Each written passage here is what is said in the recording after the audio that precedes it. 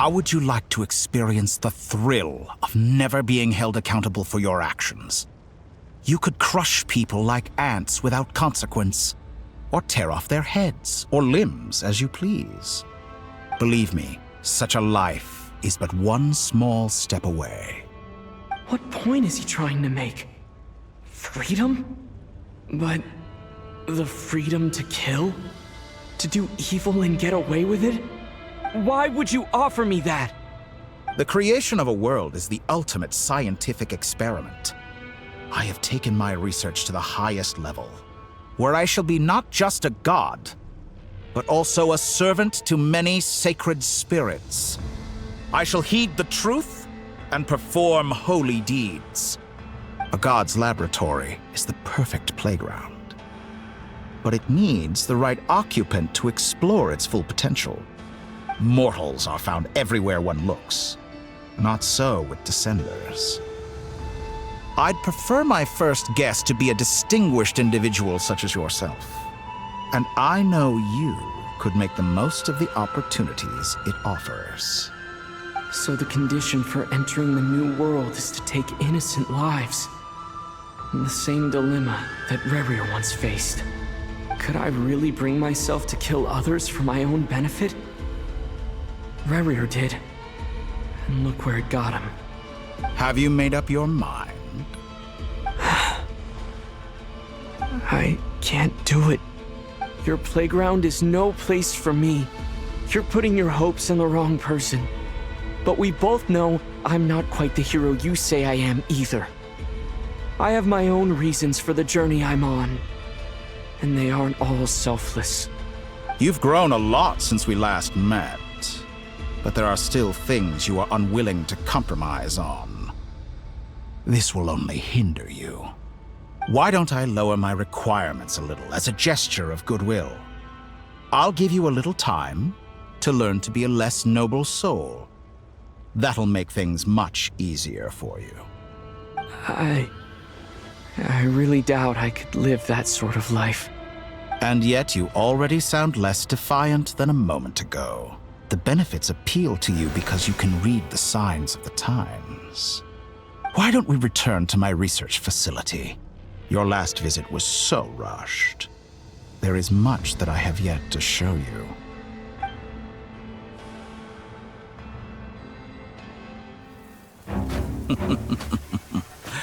Now to that question, Heroes don't attack from behind. Guess I'm no hero. This is most disappointing.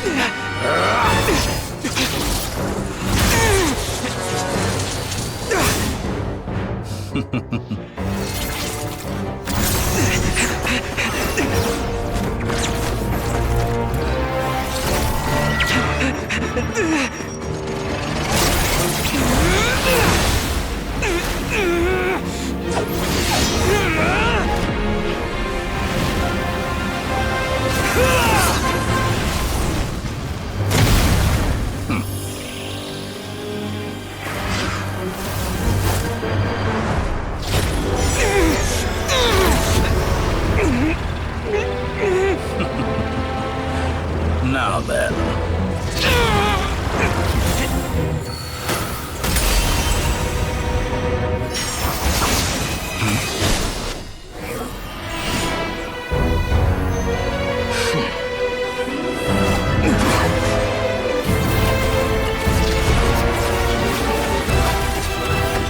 A new face. Interesting.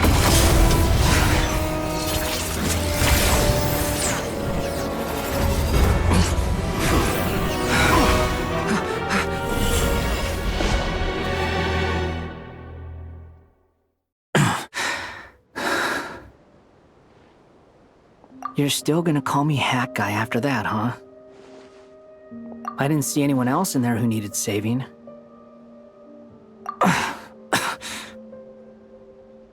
It's nothing. I'll be fine. Why are you looking at me like that? Is it that shocking that I'd come to your rescue? I owed you a favor back in Sumeru. Now we're even. Distracting Dotori was tough. I won't lie. He's not gonna fall for the same trick twice. That was my one shot. I'd hoped to use it to take him out. Ugh. I never wanted to obliterate someone more than I do right now. Dottore doesn't recognize me, but his segments were originally made based on an analysis of my operational principles. I expect it's only a matter of time before he figures out what I am. So Dottore doesn't recognize Wanderer because he deleted himself from Irminsul. Did he really miss his only chance for revenge by saving me? Why the long face? Hey, I'm not blaming you, okay? And I'm not complaining either. Rescuing you and killing Dottore are equally important goals. Everyone would be pretty stuck without you. It's best you live to fight another day. How are you holding up? Are you all right? Hat Guy said to put safety first, so we agreed to run as far away as we could after leaving the energy field, and only meet up once it was safe. You don't look injured. It seems that Dottore didn't do anything to you.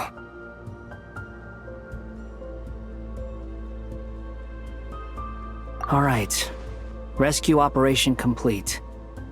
Let's head back. There's a lot more work to be done before this is over.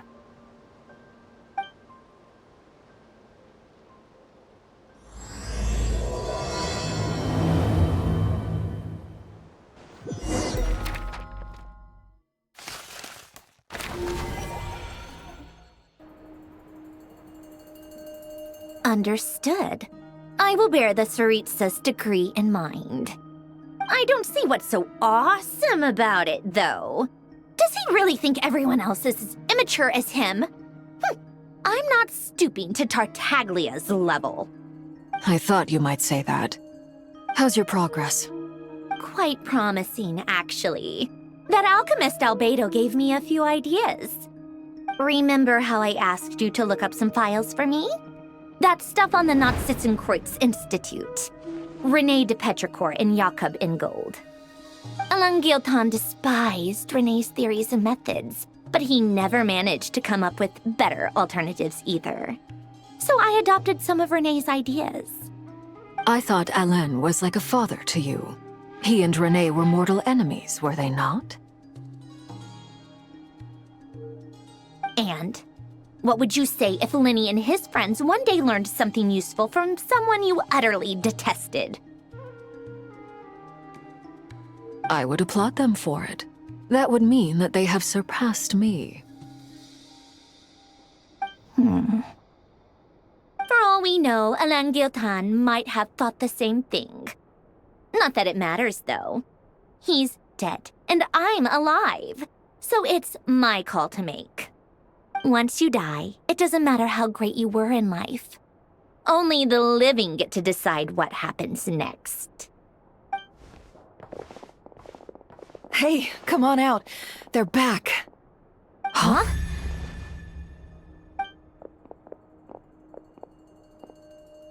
You're back? And your head's still screwed on? And you still have all your limbs? What does it look like? Way to keep your composure, madam. Excuse you. Glad you're okay. Yes, it's a huge relief. Worry? Oh, yeah, right. You think we, the Fatui, were worried about you? We were worried sick. Hey! The Traveler and I were already friends. You are free to join this mission in whatever capacity you please. Much like your tea parties. It's a laugh a minute with you guys. I must say, I was quite surprised when Mr. Albedo told me he would need no additional aid. We discussed this on our way back as well. I am rarely so unequivocal, but in this case, we had full confidence in Hat Guy. He said he knew what he was doing. Albedo and I pretty much had to just wait outside on standby. Meanwhile, Hat Guy broke into the energy field and rescued the Traveler solo. You didn't have to mention that. Well, I'm thoroughly impressed. You are a force to be reckoned with, Hat Guy. Is he back? Is he really back? Traveler! It's really you!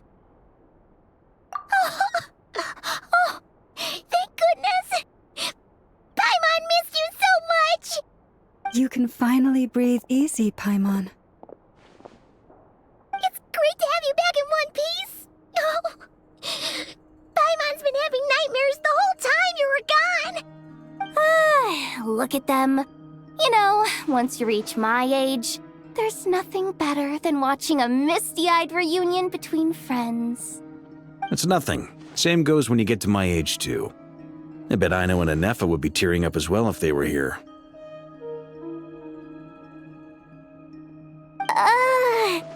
Varka, I'm not sure Anefa can cry. Oh, yeah, good point. Hey, your eyes are looking a little red and puffy. Come here, let's hug it out. What? Ew, no! No, thank you. You're not my dad, okay? Knock it off! Everyone, I'm sorry for all the trouble I caused you.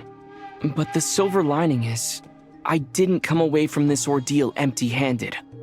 While I was being held captive, I learned a lot about Dottoro's current capabilities, and what he plans to do with them. Allow me to explain.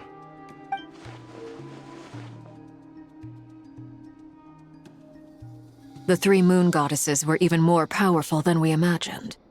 No wonder Dottore believes himself to be equal to the gods, maybe even superior. Utter blasphemy. While everyone was gone, Nefer and I made an interesting discovery, and I believe Miss Sandrone has something to share too. Ma'am, perhaps you could do the honors?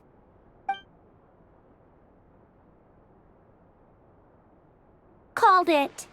Getting rid of a pesky troublemaker like her is like trying to clean up after a crumbly cake. It always comes back to haunt you. Our next step is to find a way to bring her back. A place where time flows backwards, with no destination in sight. Surely it must have been created for a specific purpose. But I fear the answers are buried deep in Tevat's history, held by great powers beyond our reach. It sounds like she's on a specific path through time, just traveling in the opposite direction to us. The question is, where does that path lead? Or will it keep going to infinity? We considered that question as well. Strictly speaking, time is not infinite. Indeed not. Every road has an end. Nicole! You sure love quietly sneaking in mid-conversation. I do, in fact. It's something I've always done at our mages' tea parties. Quiet, mysterious, and persuasive. You wonder what lies at the end of her road. Well, just as the world has a beginning and an end, so too does time. And so, the end of the road is the moment that Tevat was born. But where Miss Columbina will end up along this road, that depends on where this particular river of reverse time began. What about the original moons and the moon goddesses? Do they have a beginning too? All things do. In the beginning, no moons adorned the sky. It was the Dragon King Nibelung who raised the three moons into the heavens, and thus were the moon goddesses born. They were shadows of the planet, born to wield Nibelung's authority and oversee the world on his behalf. They were extensions of his will, manifestations of his majesty. But then one day, they disappeared just as suddenly as they had once been brought into being. Nobody knew where they had gone.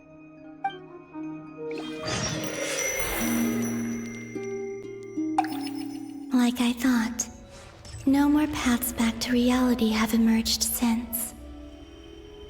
But how can I be sure that I'm going the right way without scenes from reality to keep me on track? I can't even be sure of how long I've been walking for. The further I travel, the less stable this space becomes. There are even moments where I can sense something that feels like abyssal energy. They can just materialize out of thin air. I have to keep my wits about me.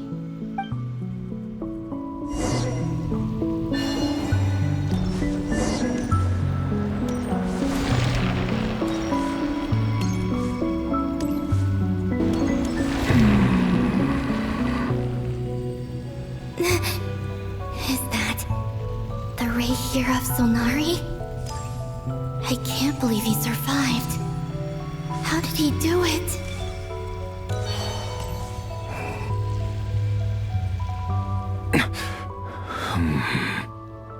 You are the moon goddess. But how?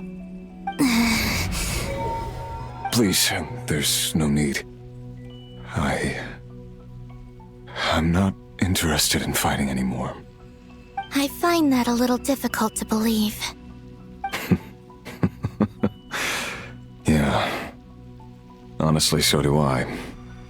The way you used my own power against me was... It was a brilliant strategy. And then, in the final moment before I was thrown into this space, I got to see an old friend. Mr. Dainsleif. Right. It was so long ago now. But we were friends once. When I first got here, I was filled with hatred, remorse, and rage. How I cursed and devoured.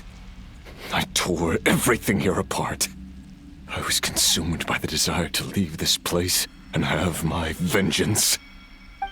But to no avail. This is a place with no exit. This is the second time I've entered this space.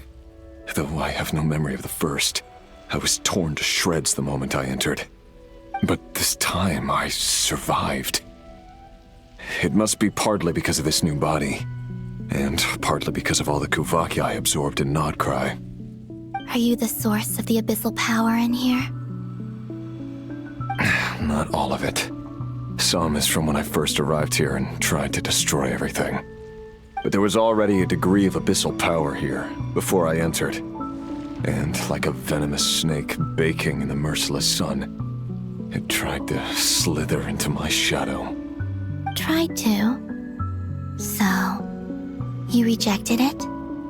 Yes. Because after that, the world suddenly became silent for a moment. What do you mean? The voices in my head, they were gone. And then I saw her. Her? Thalindis. My former lover. Never mentioned that she saw a memory of Thalindis leaping into the moon's reflection. More precisely, I saw her afterimage. I'm sure the real her is long gone. She was just an ordinary Conrian. She couldn't have survived here for very long. Anyway, why have you come here? Didn't you know it was a dead end? If I hadn't escaped through the moon gate, my friends would have been in far greater danger. Oh, I see. Because of your power.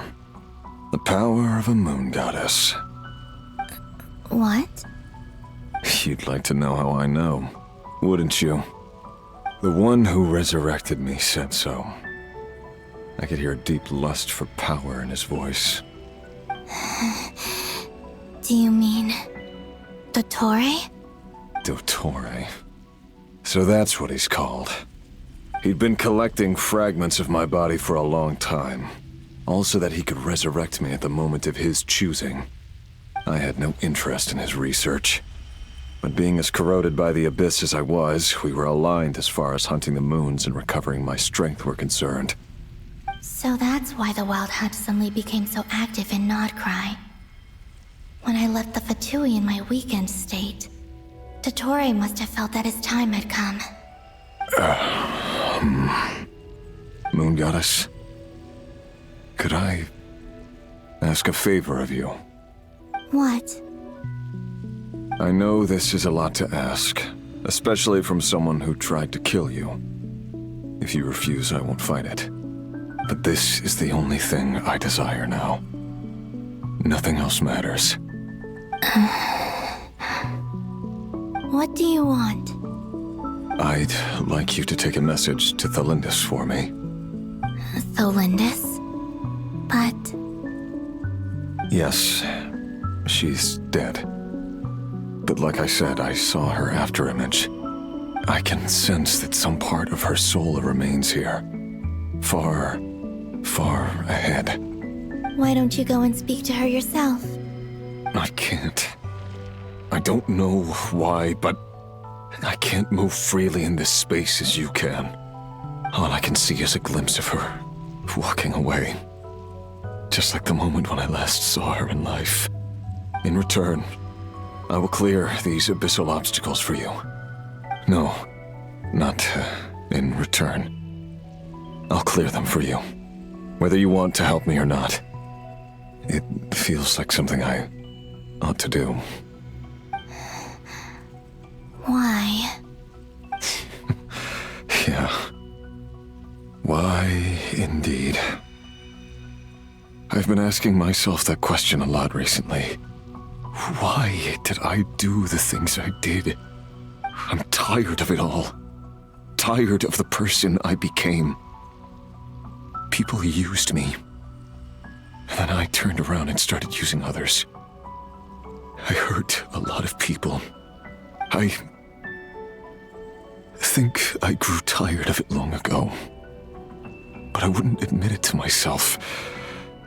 And ultimately, that's how I ended up here. What do you wish to tell her? All of it. My past. My mistakes. Everything that happened after we were separated. Is it okay if I give her the abridged version? Yeah, I'm sure there's plenty you can skip over. Just tell her the important parts. Whatever you think that means. Like the part where you relentlessly tried to kill us? It's up to you. Love demands honesty. But my relationship with Thelindis was built on lies. We hid too much from each other. But after living my whole life in the shadows, I don't want to hide anything anymore. I will do my best.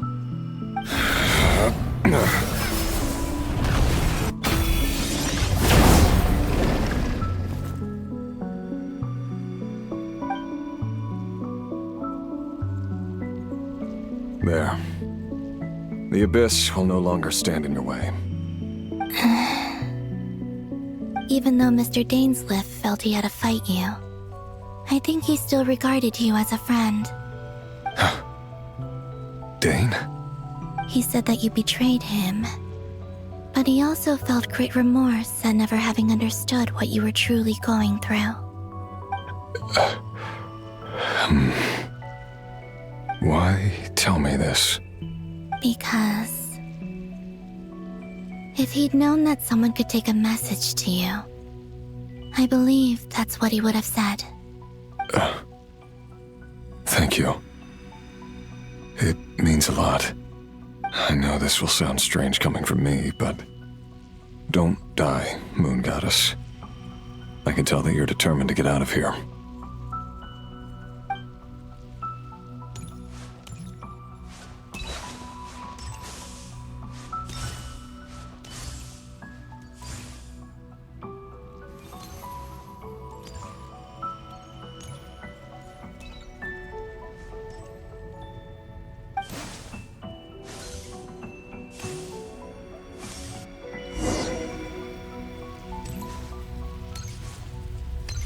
He kept his word. The abyss is no longer obstructing my path.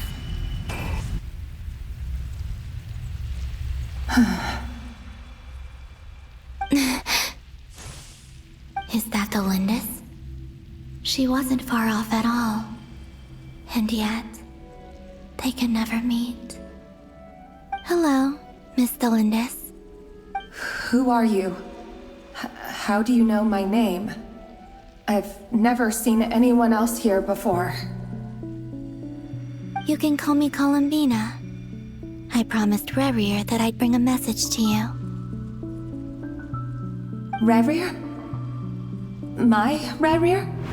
Is he well?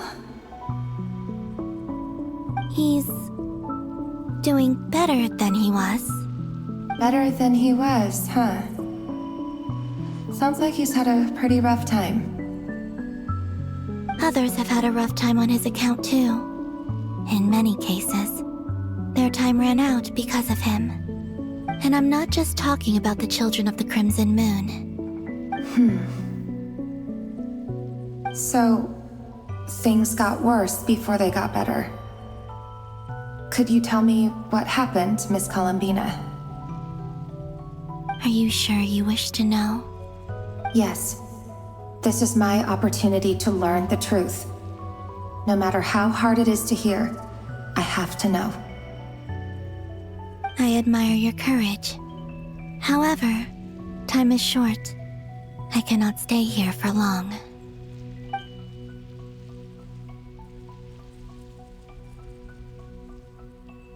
Rayrir had seeds of hatred in his heart, and many people nursed them for their own ends. On some level, everything he did was to try and find a way to see you again. But in the end, he came to regret his mistakes. He wanted to apologize for hiding his past from you. Beyond that, he did not say specifically what it was he wished to convey to you, but I'm sure that you've always been on his mind. You are what has kept him going over all these years.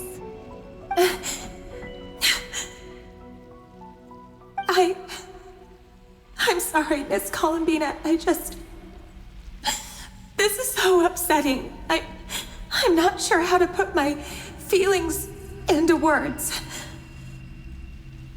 It's all right. I understand. Well, that's everything from me. So, I guess I'll be... Wait. One moment. Time flows backwards here. The road ahead only leads further and further into the past. I know. I intend to reach the end of that road. Without a moon marrow, without the 3 moons' power, you won't make it far. Wait, unless...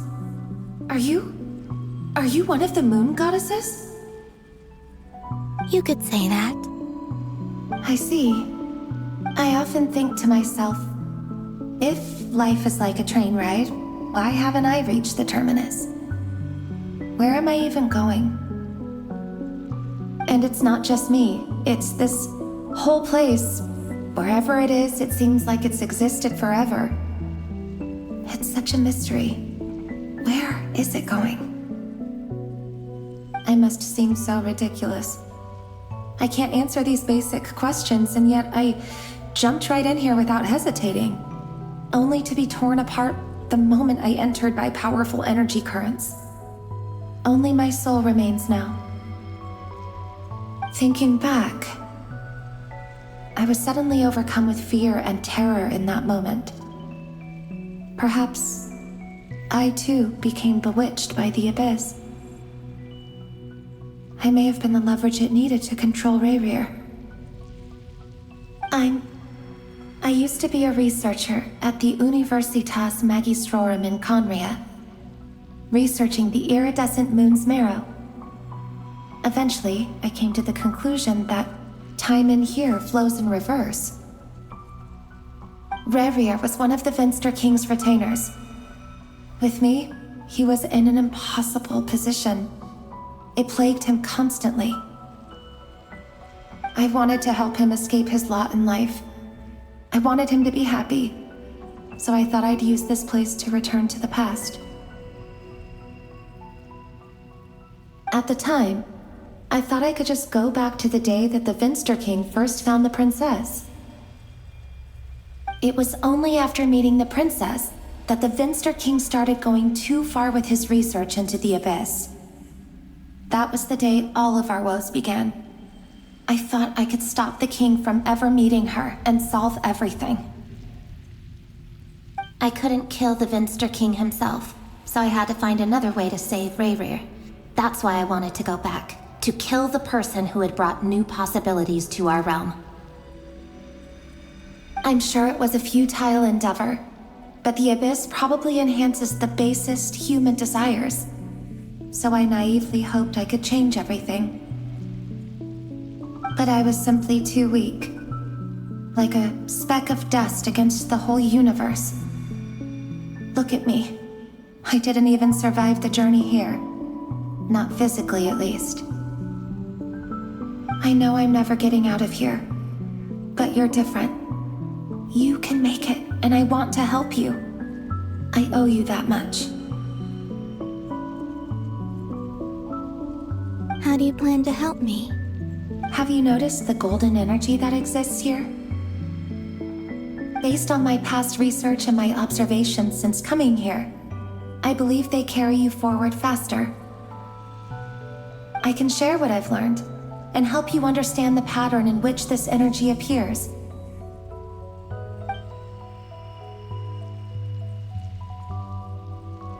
I think you just might... Now, I know you will be able to change the past. Also, I've been speculating about where this phase ends. The documentation was scanned, but from what I know of the legends about the moons, the oldest ones seem to begin with Nibelung, king of dragonkind. I have no way of verifying any of it by this point, but if it's true, you might be able to reach that era if you keep walking. Understood. Thank you, Miss Thelindis. I'm the one who should be thanking you. If you hadn't entered this realm of everlasting death, what use would my deductions be? Thanks to you, they have some meaning. About Rayrir, I'm so sorry. For everything. It wasn't your fault. That's not true. Because we both feared bringing trouble upon each other, neither of us ever told the truth. And that dishonesty sealed our fates. But enough about that. I wish you a safe journey, Miss Columbina.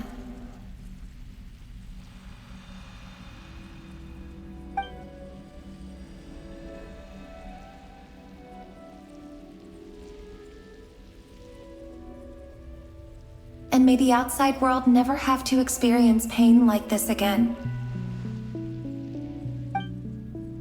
Rayrir, you're there, aren't you? I cannot see you, because you exist in the future. I expect we'll be trapped in this prison of space-time for all eternity. But please, gaze upon the past, and then sit for a while. Let's find a place to sit down together, just like we did when we first met.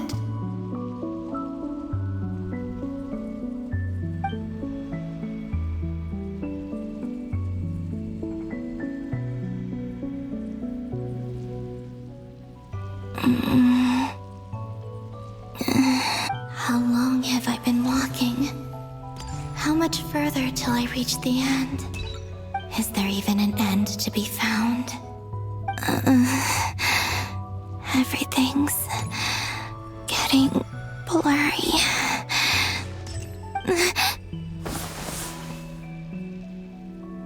Huh?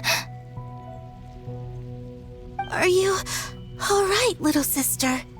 Have you come from the distant future?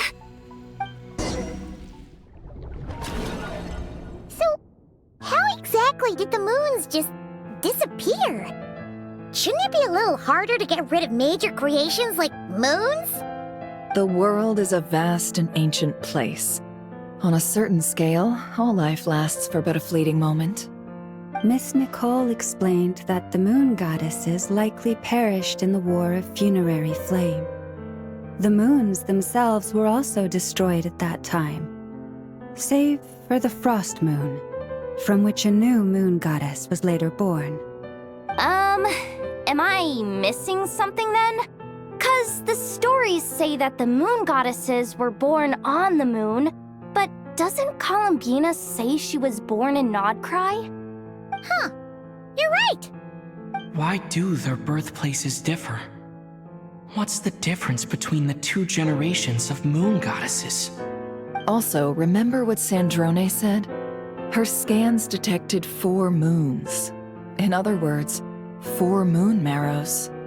Technically, the result of the scan means that 4 moon marrows were detected and positively identified as moons in that moment. In other words, this piece of information alone isn't enough for us to know how Miss Columbina is doing right now. Yep, we have no way of staying up to date on whether she's dead or alive. She's on her own for now. But at least she's trying her best to get back to us. Yeah, she's a tough cookie. And a sore loser, too. We have to trust that she'll find a way. Because we really need her power. As much as it pains me to say it, we've got no chance of beating Dottore in a straight-up fight. He's much too powerful. It wouldn't even be close. That maniac is going to devour everything in his path until he reaches us. We need to find someone or something that can stop him before he does anything worse.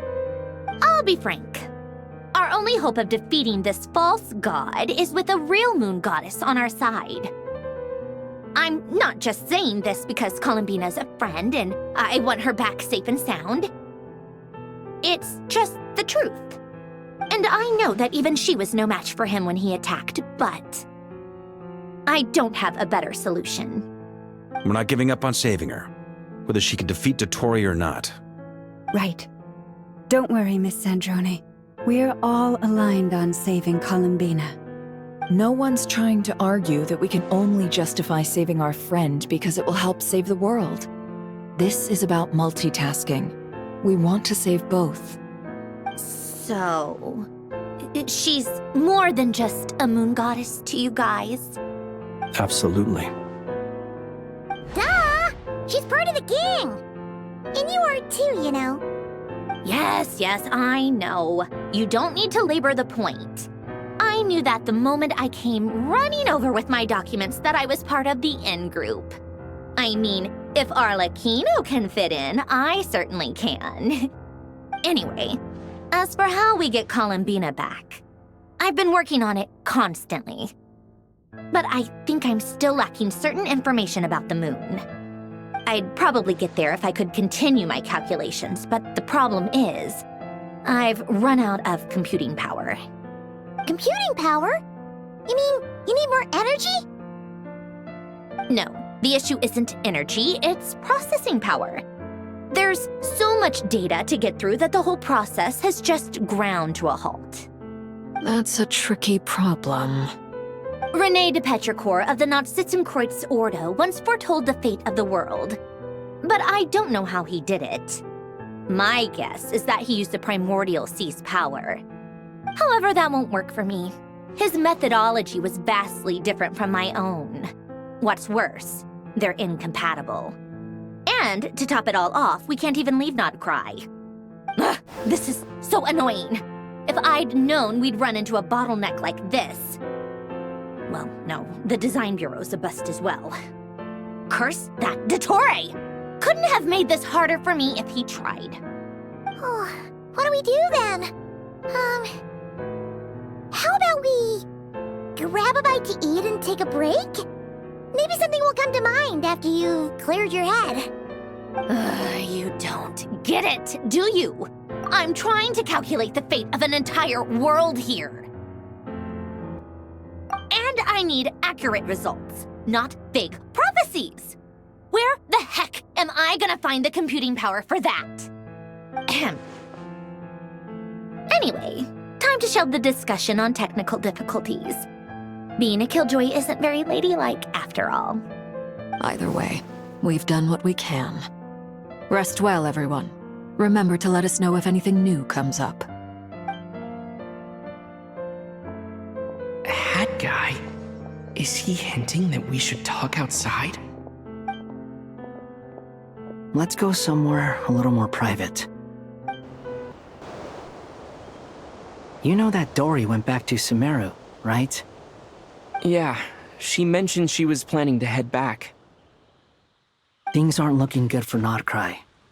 She's gone to spread the word so that Sumeru has a chance to prepare for the worst. From what I know of Dottore, there are two possible reasons why he hasn't made a move yet. One is that he's still working through some kinks in his new powers. The other is, he wants to see how we're going to react. He'll easily devour everything eventually, so I guess he's in no rush to make it happen. The first false god he made was me. Now it's his turn. Even though my records were erased from Irminsul, Dottore's ideas haven't changed one bit. He once told me that becoming a god was like turning yourself into a hungry wolf or giant serpent to devour the moon. Clearly, he began studying the moon goddess's powers long before he even tried making a god. He's always wanted to get his greedy hands on divine authority one way or another. And in the end, he devoured the moon where I failed. In the desert of Sumeru, there is a chessboard built by King Deshret, also known as Al-Ahmar. I don't know if it was a real game, or if he was just trying to challenge his servants and citizens in some way. But creating games and setting rules, gods do that as a matter of course. That's the kind of power Dottore craves. Now he has the Trilunar Authority. His power is leagues beyond the common people. I don't think there's any point in other nations rushing to the front line. They're better off focusing on defense and hoping they can fend off any threats that spill out from Nodcry. Either way, Dori will inform Lesser Lord Kusanali, and she will contact the other gods in turn. The Seven will have some recourse available. If nothing else, their protection should keep the rest of the world from descending into chaos as quickly as Nodcry has. So on the bright side, even if Nodcry is doomed, your friends in other nations won't be in any immediate peril. That's good to know. But I'm not ready to give up on Nodcry yet. There's a word for people who refuse to let anything go. It's called being greedy. Maybe it sounds greedy to you, and probably naive too. But whatever you call it, that's what gives me the determination to keep fighting. Battles are fleeting, but the will to fight is a long-term commitment. Give up for even a moment, and your resolve will shatter. Why do you always feel the need to do the right thing? No one is born to be a savior. I mean, who's gonna criticize you if you fail or give up? Don't take this the wrong way, but Dottore said something similar to me. I guess the Fatui attracts people who don't believe in saviors. Not necessarily. It's less about belief for me. I just want to know how determined you really are. After all, I don't owe anything to anyone else here. Only you. You look kinda worried. If your arch-nemesis was about to achieve their ultimate goal, I think you might feel a little worried too. That's true. Dottore is about to become an omniscient, omnipotent deity. That's gotta be a bitter pill to swallow. Still, you're calmer than I expected. Obviously. I have to admit that my past self was a reckless fool who misunderstood not only the point of revenge, but how to achieve it. And as much as I want my vengeance, I know I'm not gonna get it by acting alone. If the world's taught me anything, it's to think before I act. Too bad it never taught me any other virtues, though. So, I am going to destroy Dottore, no matter what it takes. So, what's your plan? I'll get to that. First, tell me, what do you think of Sandrone? Just like Paimon said, she's a friend, part of the gang. How much do you trust her? This is a serious question. Think carefully before you answer. Although she's with the Fatui, she has her own values, and she's helped us a lot. If nothing else, she's clearly going the extra mile for Columbina. I see no reason not to trust her. If you say so. In that case, the three of us need to talk. I have some thoughts about her computing problem. It can be solved, but it will come with a cost. How much? If I can afford it, I'll cover it. Sometimes your heroism really backs me into a corner. You know that? Come on, let's go talk to her.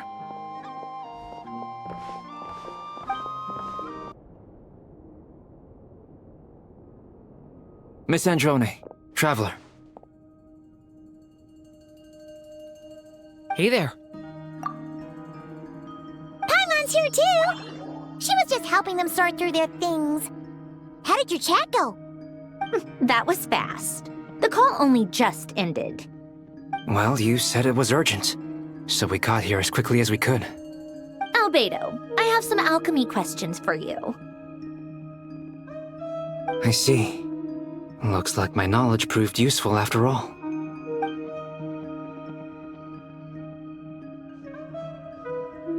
If I might ask, what is the end goal for the modified formula you'll be using? I needed to predict the future of the entire world. But I've run into some teething issues since trying to implement Renee's theory of the 4 Orthants. I see. I'll have a look at it. Still, computing power is the real issue here. How do you plan to solve it? About that, it's been sorted. Oh, with the Traveler's help? Actually, you're not wrong. He found the person with the solution. Was it Hat Guy? Yeah, it was him. Wow! Go Hat Guy! Seems like all that time studying at the academia is paying off big time. But where is he? Wasn't he the one who asked Albedo and I to come here? Come with me.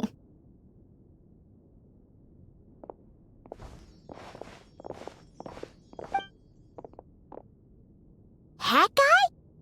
What's happened to him? Hat Guy! Can you hear us? No response. I guess he's in hibernation. Hat Guy mentioned that he was a puppet. It seems that his functions are currently shut down. I presume this has something to do with the solution to your computing problem. That's right. He and the Traveler came to see me. Wait, what? You have a solution? Would you calm down? Why do you always react so hysterically to everything? Excuse me? How would you know? You shouldn't be so quick to judge complete strangers. It's very bad manners. Oh, please. It doesn't take that long to figure out that you have a temper. Where does a mere student get that kind of confidence? I've actually published more papers than you. Not that status counts for much. Even Paimon's applied for academia admission. Huh? Are you serious? See? This is why I can't be bothered to explain myself. She recognizes no one's skills but her own. Okay, fine. I'll hear you out. So, tell me, how do you propose to solve my computing power problem? This world itself is constantly processing all kinds of information. If it's the world's future you're trying to calculate, you need a processing device that's designed to cope with that volume. Easier said than done. Only Irminsul can handle that kind of... Wait, is that what you're suggesting? But surely we can't just plug my formula directly into the ley lines. You should be able to tell that I'm not human, right? Yeah, I noticed. The technology, though, seems pretty ancient. Very different from Fontaine's. It's a completely different system. Conrian, to be precise. I'm what they would have called a puppet. Puppets need an energy source and processing power. The artisans who built them sought out the materials most suited for that purpose. You? Do you mean... The Traveler and I have talked it over. He's willing to vouch for you. So, I'll allow you to borrow my core for your calculations. It was built using wood from a silver-white tree, which makes it a small part of Irminsul. Conrian technology and Irminsul wood. Who in the world could have built you? Are you sure about this? A puppet without its core will cease functioning completely. And if it's left in that state for too long, it might not recover. You could die if you do this. You do realize that, don't you? I can put 2 and 2 together, yes. No need to rub it in. I won't lie to you. This has never been done before. I cannot guarantee your safety. Doesn't matter. I'm prepared for the worst. Did you two actually talk this through? Is he... Are we really considering this? Yes, we discussed it. The bottom line is, he trusts me, and I trust you. Let's give it a shot, shall we? Honestly, I have no clue where this kid even came from. But for whatever reason, he lent me his core to use in my formula. I'm very close to finishing my calculations now, and the core is currently in use. So I'm sorry, but I can only show you a sketch right now. This is what the core looks like. A silver-white branch. It certainly matches the legends told about Irminsul. Is Hat Guy gonna be okay? He's not gonna die, right? Right? In theory, he should be fine. As long as we put his core back in time. Beyond that, all I can say is that I'll try my best to avoid risk and make sure the core doesn't sustain any damage. I think I know why you called us here now. Someone needs to watch over his body and make sure it's protected until the process completes. Correct. He said that the only ones he trusts here are you two, and the Traveler. And the Traveler will have other work to do.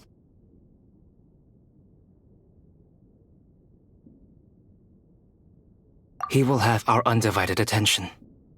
Aw, Hat Guy. On a more positive note, things are progressing steadily on my end. I'll call everyone in for a meeting once the results are out.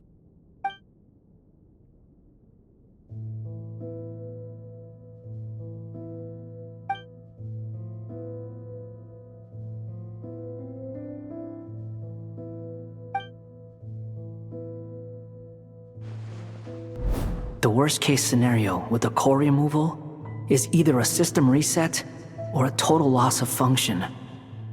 But I'm not afraid. A quiet death should have been my fate long ago.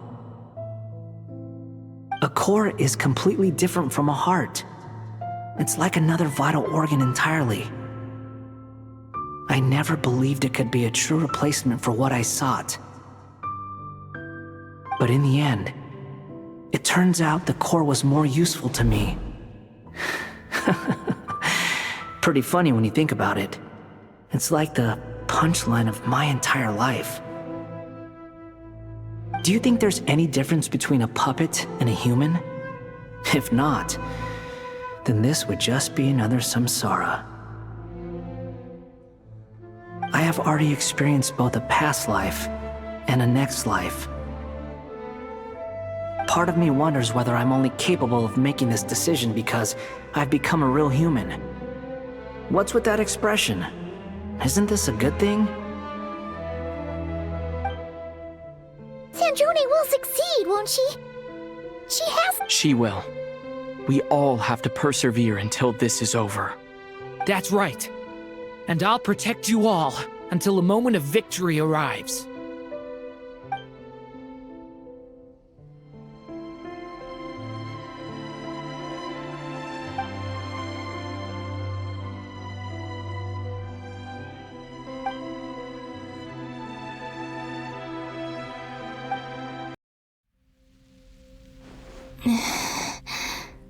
Who are you?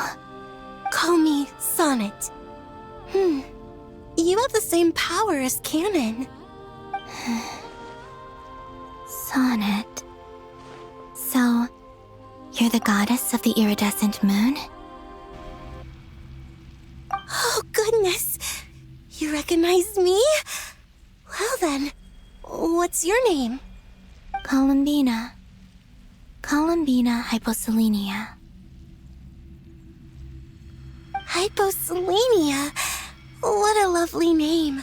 Did you choose it yourself? It was a joint effort between me and my friends. Friends? You mean your friends in the heavens? Huh? Oh, sorry. You must be exhausted. I apologize. Hang in there. Let me introduce you to my older sisters. Do you mean the other two moon goddesses? Arya and Canon? Wow, you sure know a lot. Hey, does that mean that our story goes on into the future? Oh, I guess that wasn't the best question to ask. It's alright. We were prepared for that possibility. You could say we were too prepared. I can't even remember how long my sisters and I have been here by this point. When did you get here? How long has it been? I can't say for sure, but it feels like it's been forever. I see. Are you feeling alright? You look a little unwell. I can hold out a while longer.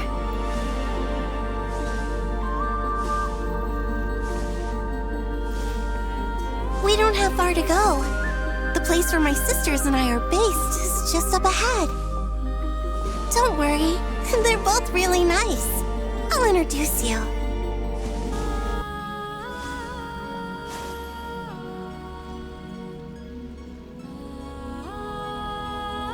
Sisters! I'm back! And look who I've brought with me.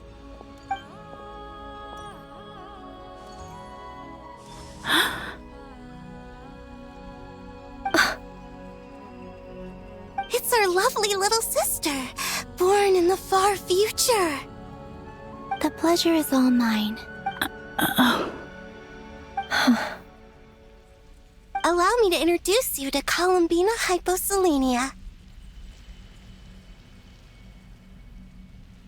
This is Arya, the goddess of the eternal moon. And this is Canon, goddess of the frost moon. Canon, don't you think Hyposelenia's power is similar to yours? Hello, Columbina. I apologize for our startled reaction just now. And please, forgive our little sister if she's been annoying you. She tends to talk a lot. It's fine. You seem shy. Don't worry, Columbina Hyposelenia. No one can hurt you here. Could you tell me where here is? Please. I must know.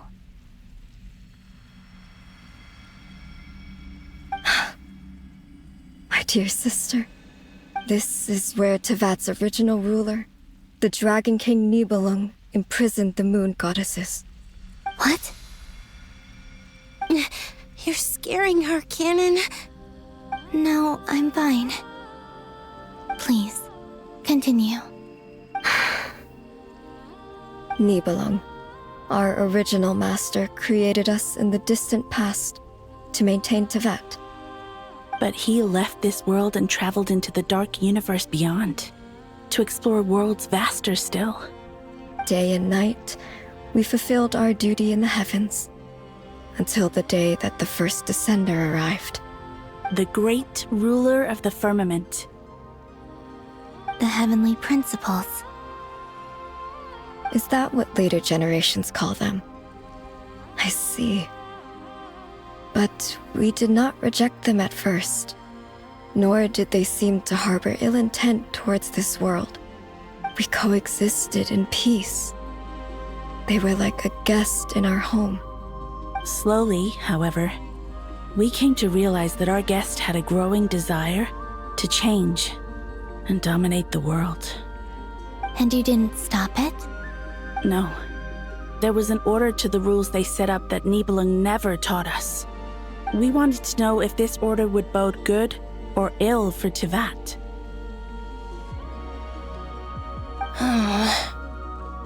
All right. Canon and I wanted to know. Sonnet was against it from the outset. Later, we discovered that this great ruler of the firmament bore an almost paranoid hostility toward the desire of certain life forms to seek power. Or perhaps they feared them. They would even cast down celestial nails as manifestations of their power, to punish the civilizations of the world below. Only this was far beyond mere punishment. Right.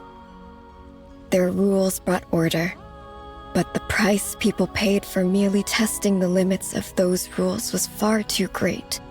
I did everything in my power to help the punished escape catastrophe, but still, too many lives were lost. The ancestors of the Frost Moon Scions were some of the ones you helped.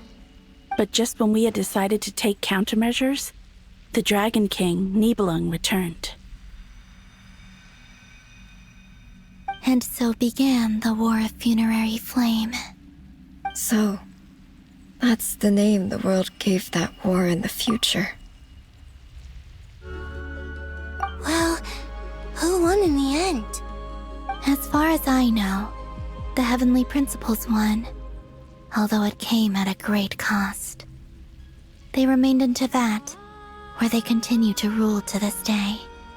And the world's original master, the Dragon King Nibelung, was destroyed. And what of the moons? Are there still 3 moons in Tivat's skies? You can tell us the truth, Columbina. We know we are but remnants of a bygone age. We are prepared for the answer. Only the Frost Moon remains. But it has been cast beyond the false firmament by the Heavenly Principles. The eternal and iridescent moons were both shattered during the war. So death finally came for us in the end. Sonnet. But you're still here, aren't you? A moon goddess cannot live without her moon, Columbina. She's right. That's why I began to disappear. Because the Frost Moon is cut off by the false sky. How much worse it would have been if it were outright destroyed. Our souls may endure within this lunar palace, but if our moons are destroyed, then we shall disappear the moment we depart from it. I'm sorry. There's no need to apologize to us, dear sister. If anything, we owe the world an apology. If only we'd decided to act sooner, rather than arguing amongst ourselves. all the more reason not to spend this time in regret and repentance. Instead, we should focus our efforts on how we might help our future sister. Sorry? Don't you see, Columbina, your story is not yet over. Is that not why you are here?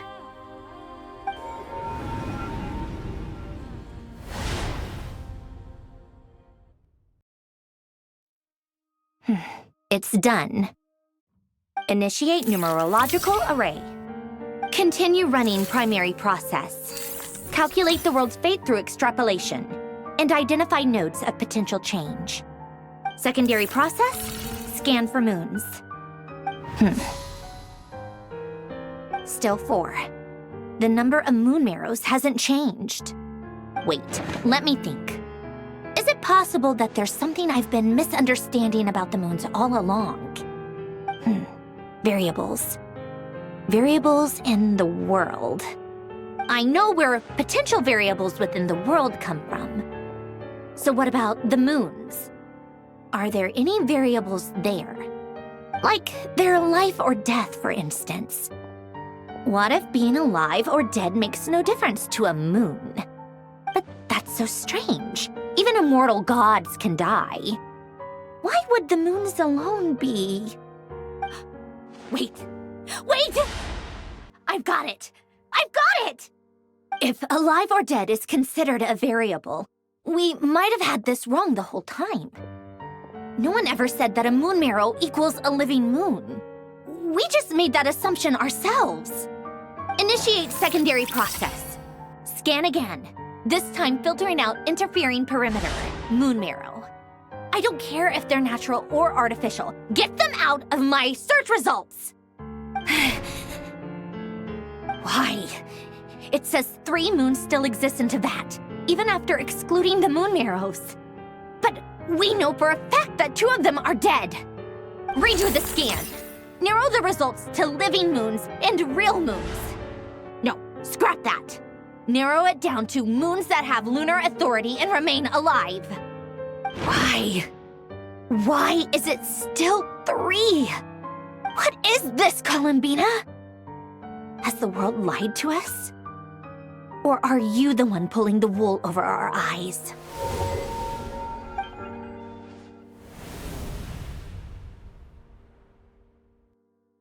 So, you think that the moon's reflection might be where Nibelung imprisoned the 3 moon sisters?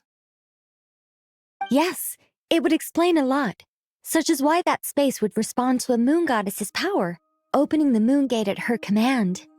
It would also explain why Miss Columbina has been unable to leave, and why time flows in reverse there. In the messages she sent, Columbina promised us she'd find a way to return, but we have no way of knowing how, when, or where this might happen. The fact that she still has yet to reappear in this world indicates that returning from that place is no easy feat. We cannot afford to simply wait for her. So you're saying, if she could return by her own power alone, she would have done so long ago? Yes, she certainly wouldn't leave it to this late stage when it's so touch and go. I've been giving this some thought, and I've come to believe that Buona's harm might be an anchor that she left behind, as a sort of future waypoint. This could also explain why Luanatar is always by the traveler's side. Sounds like a plausible theory. If that's the case, there must be some criteria we need to fulfill to allow Columbina to return to the present. The question is, what could they be?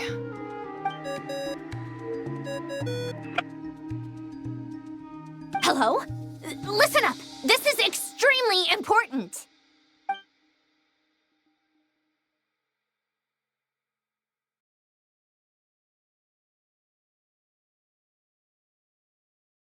Not only is Columbina alive, but she may well exist in a form unimaginable to us. I'm still unclear on the details, but she's done something truly inconceivable in the past. And the clue to what she's done lies in the moon and Teyvat sky. Truly amazing. Oh, I'm so delighted for her. I'm sure we all feel the same. And I'm sure Columbina is ready to get back here and fight by our side. I'll keep my calculations going and try to find some way of coordinating with her.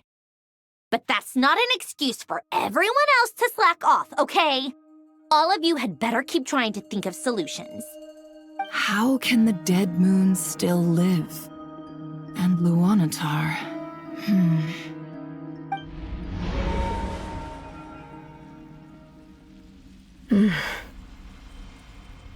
It's hard to believe that's what will happen in the distant future.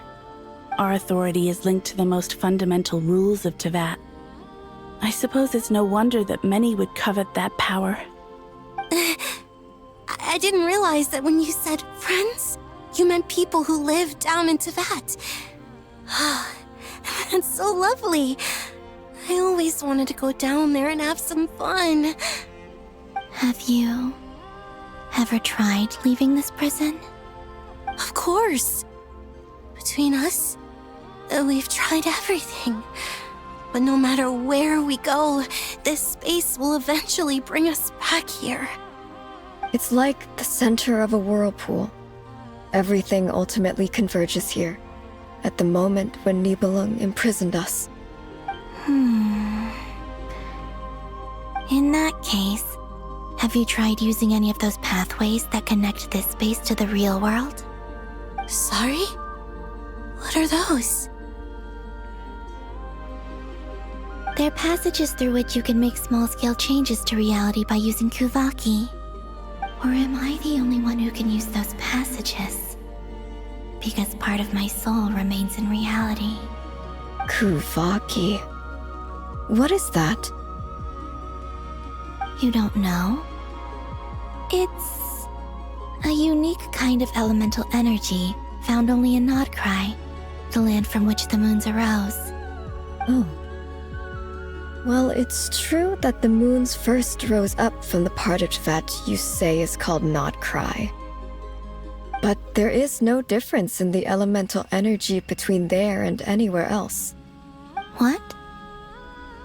Could you show us some of this Kuvaki hyposelenia? Maybe if we see it, it'll make more sense. Okay.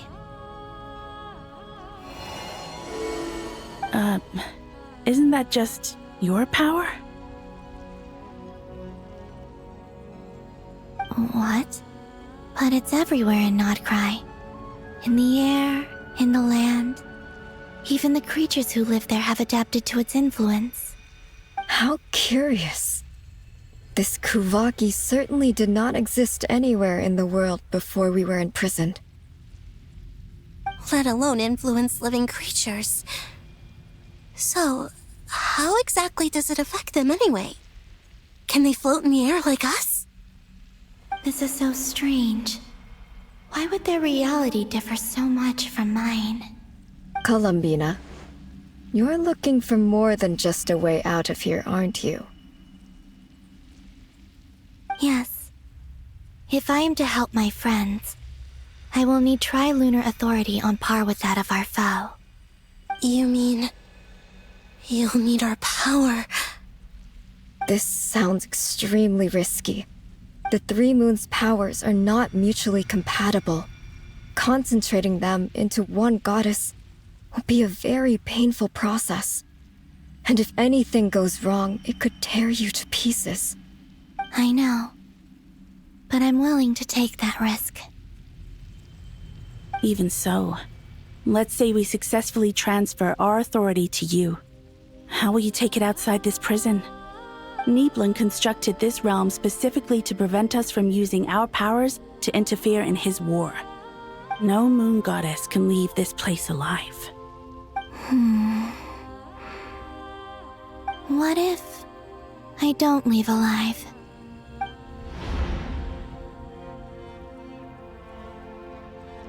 Where do we even start? How are we supposed to figure out what we're meant to do to help Columbina?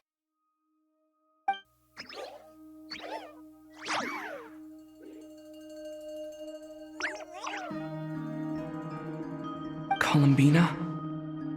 What do you need from us? If she really got to the beginning of time in there, how do you think she'd leave us a message?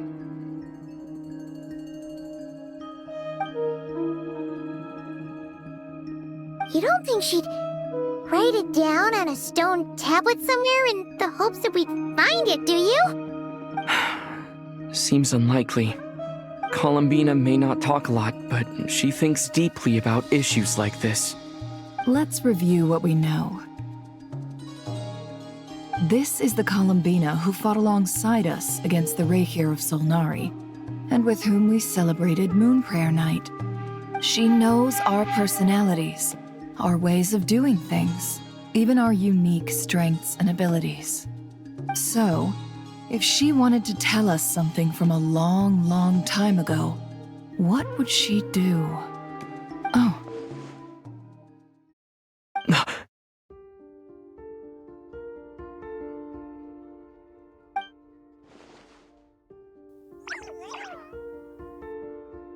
Traveler, You once said that those golden ripples also appeared when Luanatar was born. What if Columbina left Luanatar here, not just as an anchor to the real world, but for some other purpose? If she is part of Columbina, and Columbina knows that I can see past events through her... Oh yeah! Like when you peeked into Rarer's past through his heart! Nefer, wait!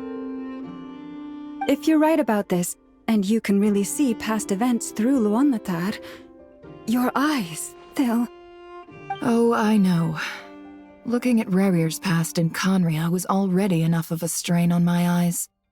Looking this far back into the past, it'll surely blind me. But it's our only chance. This is the only way.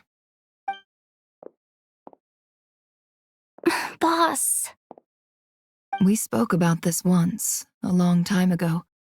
Do you remember what I said, Yehoda? The day I lose my sight, the Curatorium of Secrets will be yours to run. But... What's wrong? I'd be overjoyed if I were you. This day's come a lot earlier than either of us expected. I need to know you'll honor our agreement, Yehoda. Promise me. Yes, Boss Neff. I promise. Are you sure you don't want some time to think this through? What is there to think through? I should have gone blind after our battle with Rerir. Frankly, it's almost criminal that I got away with it for this long. Then at least let me take some precautions on your behalf. And if you really do lose your sight, I'll visit your office every day and make sure you're well looked after. Oh, please, anything but that. I was actually ready to go through with this. Are you trying to scare me into backing out? As if I could ever scare you. I'll assume you're just joking to calm your nerves. All right, enough chit-chat. Let's do this.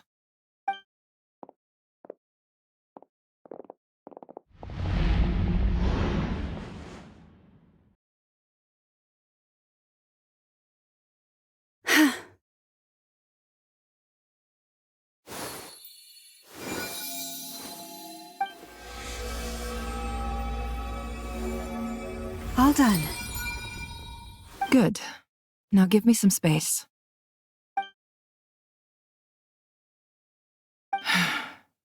Come on then, little one. Show me what happened in the past.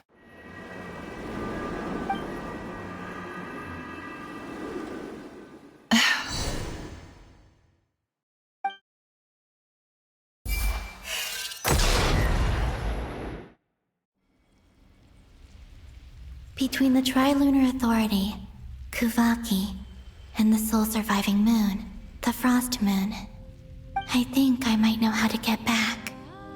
But I will need my sister's help. Time to go talk it over with them.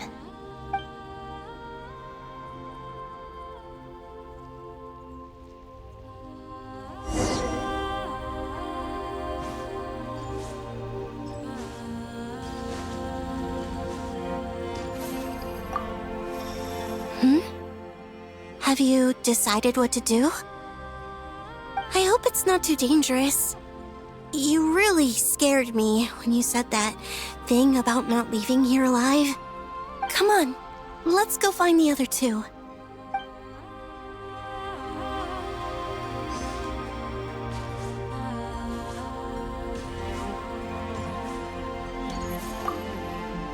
It seems you have reached a decision. I'm all ears. What do you propose?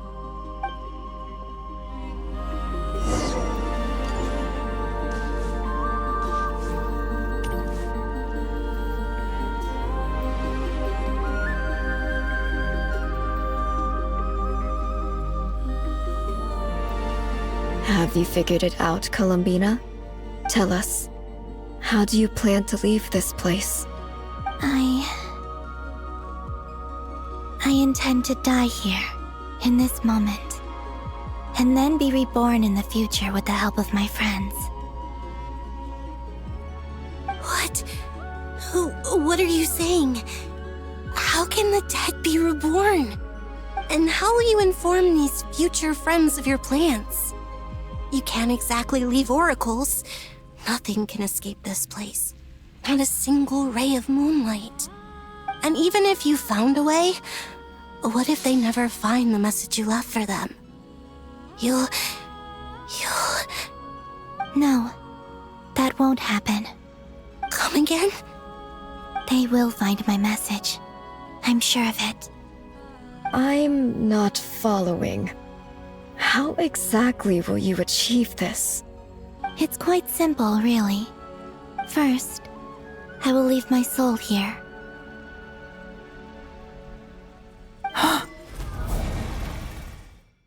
I see it. Your soul? You mean your divinity? Yes. I once left a portion of my soul in the future. One so small that this prison barely noticed anything. In this very moment, she can resonate with my soul across time.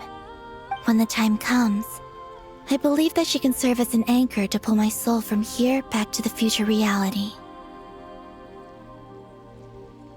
Just as gravity connects the world to the moon. Exactly. In the future, where I came from, the moon has been cast beyond the false sky, but I can still feel that it is there.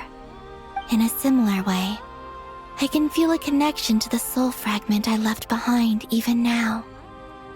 My friends can use it to detect my presence. But how do you just leave your soul here? Is that even possible? On my way here, I met an ordinary mortal who entered this place long before I did. Her body is long gone, but her soul remains. And before that, I encountered an old enemy whose entire soul survives here intact, while the power that once corrupted his body has faded away. So, perhaps this space is specifically designed to imprison divinity and authority, but not the physical body. Still, even if your body can escape, would it not just be a lifeless husk without the soul inside? Wait, is that what you meant when you said you wouldn't leave alive? Yes. I shall turn my body into moonlight and pour it over Nodcry. That power shall protect the land and quietly blend into it, awaiting my soul's return in the future. However, I cannot do this on my strength alone. I would need your help to do this, so I'm humbly asking for your assistance. Oh, dear sister, you need not be so formal. As I said before, we are but remnants of a bygone age. You, on the other hand, were born alone in that distant future, and you have walked a long and lonesome road since then. How could I bear to let your story end here in this dungeon? Don't forget, we are your sisters, your family.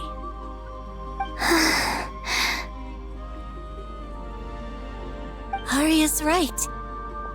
Actually, I've always wanted a little sister. Can you imagine how it's been for me? Getting nagged by two older sisters all the time. Now, I finally get to be the big sis. And not just that, but I get to help you return to your world, too. How could I say no to that? Sonnet. Can it?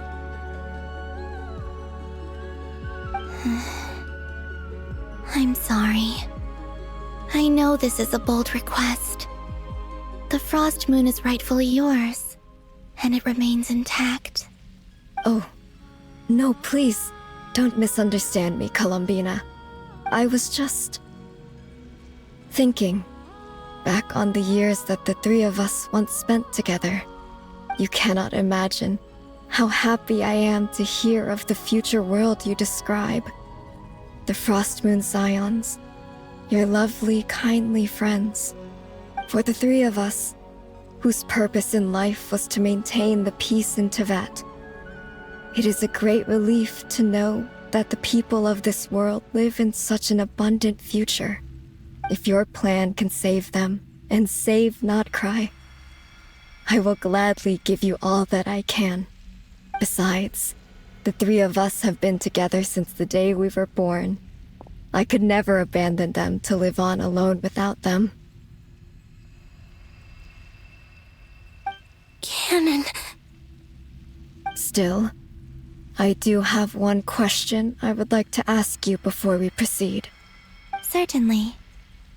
What is it? Why do you cover your eyes?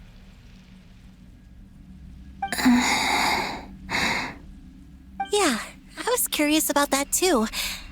But it seemed personal, so I didn't want to intrude.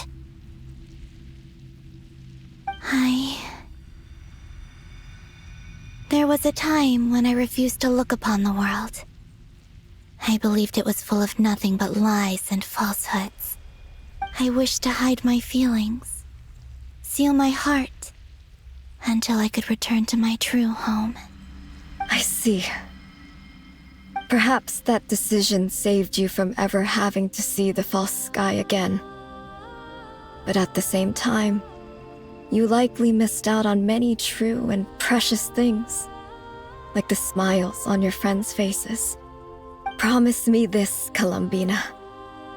When you return to the future, open your eyes, take a look at the world around you, and see your friends. I'm sure that you know this already, given that you long to return, but that is your true home. Give me your hand, Columbina. Arya, Sonnet, you too. Okay. All right.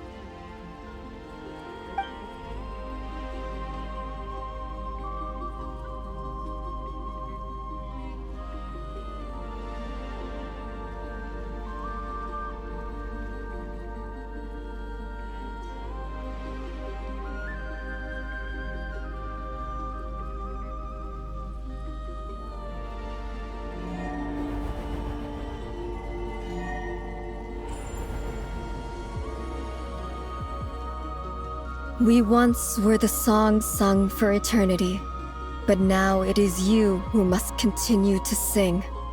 We once were the tides in the great river of time, but now we subside, and you arise.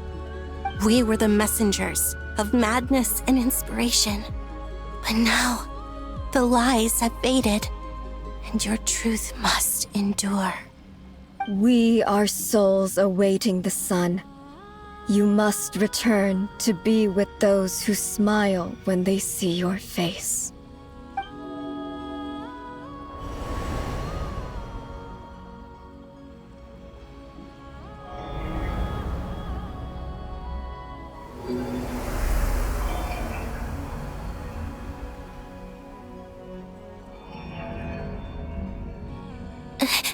Is it done? Yes. We have transferred the authority over all 3 moons to Columbina Hyposelenia. From this moment on, she is the Tri-Lune Goddess, the one and only moon goddess of this world.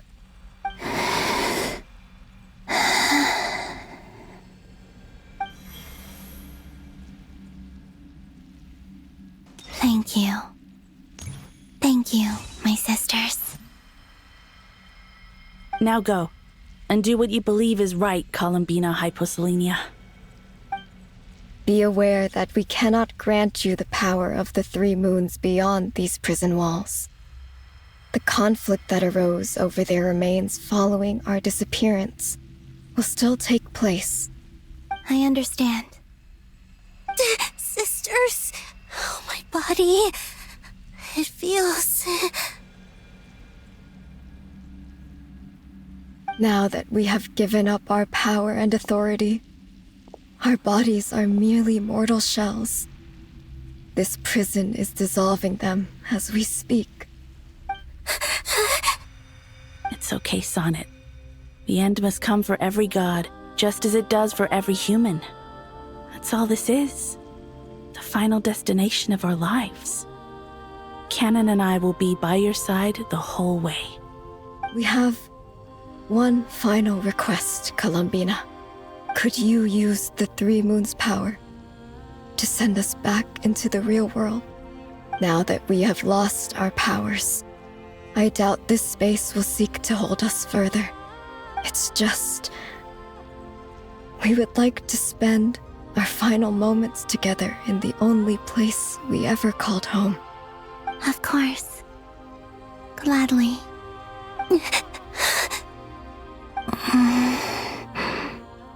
Sonnet. Yes. Don't... I wish I could tell her not to give in to the abyss. Not to be afraid. But is this really what I should say at this moment? Don't forget. I'm so glad to have a big sister like you.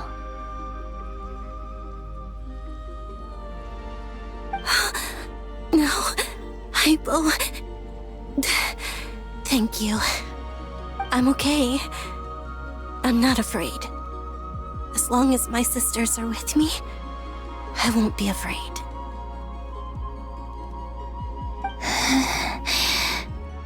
It looks like this is goodbye, sisters.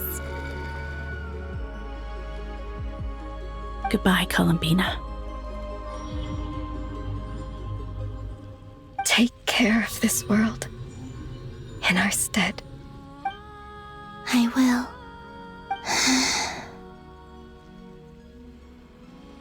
And now, it's time for me to bid farewell to my body too. May it become the moonlight that keeps Nodcry company through the long years ahead. So this is why Nodcry was not always home to Kuvaki. It only appeared after I poured my body out upon this land, and only this land. Kuvaki responds to me because it is me, my body, answering the call of my soul. And the golden energy I've encountered on my way here was, in fact, that very soul, which I am about to leave here to guide me. O power Trilune, eternal moonlight. I, Columbina Hyposelenia, lay aside my body. Let it be cast into the dark night to illuminate the future. May it be a companion to all who dwell beneath the moon.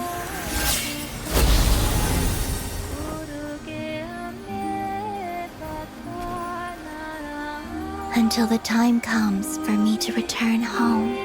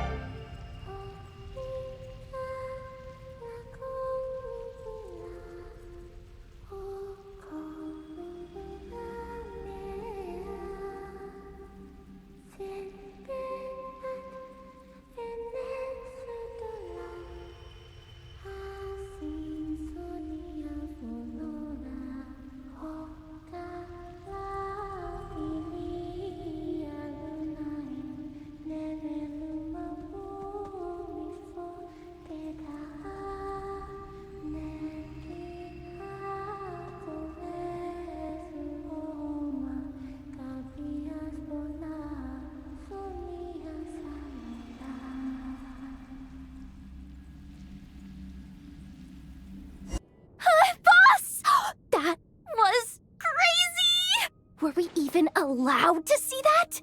Is anyone? Oh, can you still see? How many fingers am I holding up?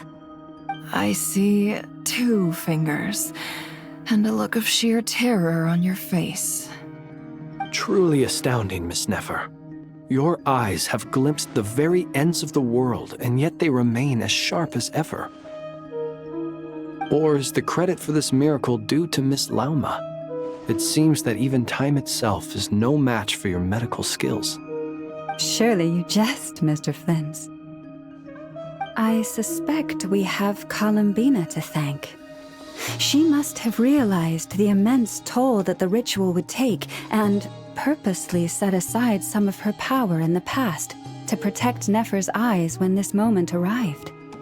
There is always a great price to pay for witnessing the truth, but it seems that this time, Columbina has shouldered that burden on our behalf.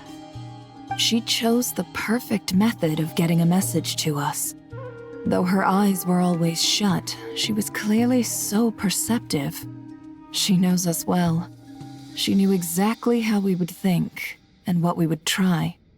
Despite being separated by time and space, we're seeing the same possibilities and seizing the same opportunities. We still don't even know if she's okay right now. But as long as there's a chance we can do something, we'll fight to make it happen. We'll get you back somehow, Columbina.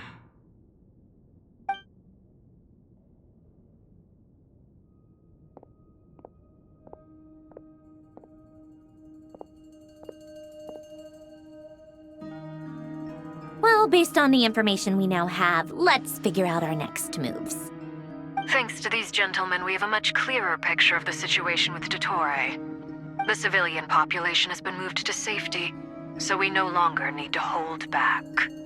Miss Androne, how are the calculations going? So far, so good. I'll keep seeing how far I can push the system, though. Can't have Hatman being powered down for nothing. There's still a long road ahead. Where should we begin?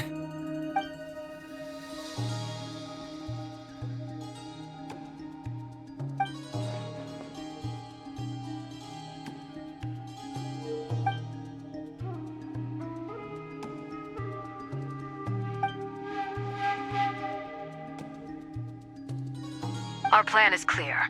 Time is short, so let's get moving. There's just never enough time, is there? Time is the bane of my existence. Ugh. Anyway, I'm gonna get back to work. All right, we'll do our part too.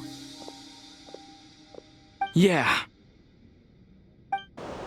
Albedo's theory says that elemental energy can dilute the light realm's power, but I'm no expert in building elemental defenses. Sounds like something out of the advanced elemental theory section of the library. Whew.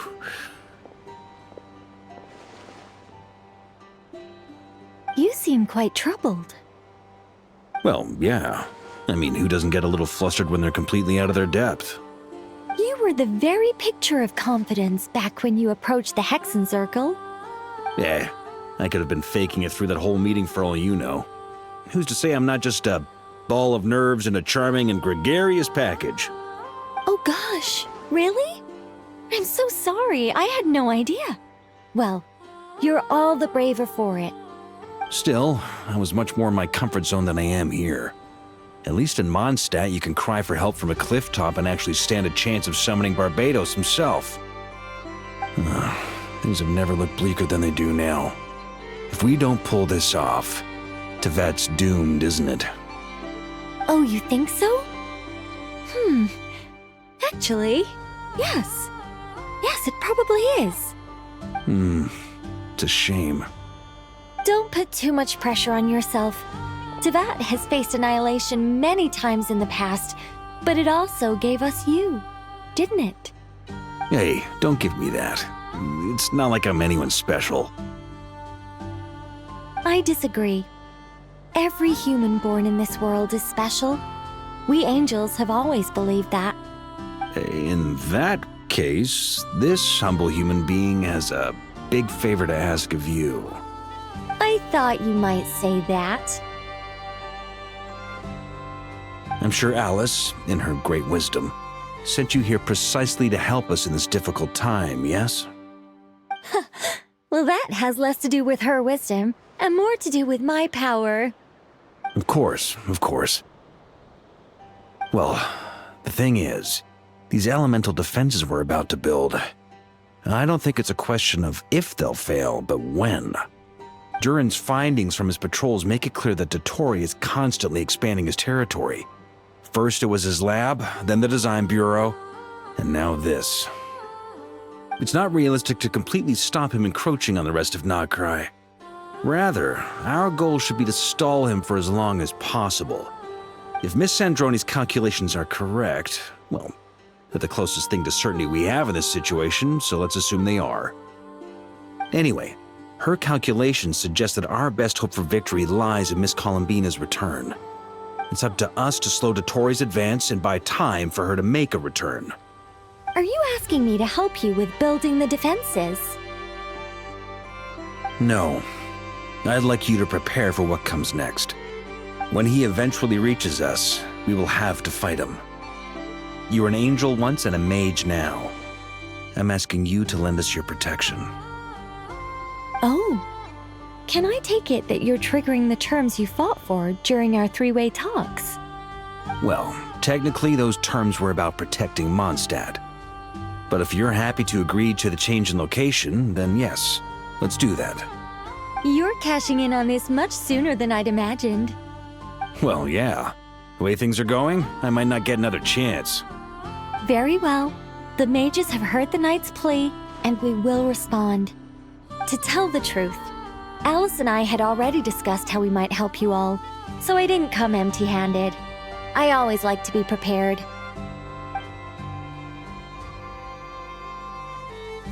This is... wow. Yeah. This is great. Seriously, thank you. It's been many long years since I had a chance to dazzle humanity with a little divine intervention. To humbly serve as a reliable and responsible guide. Anyway, Knight of Boreas, please accept this gift in recognition of your great virtue. Go now. May the angel's blessing deliver you safely to your destination.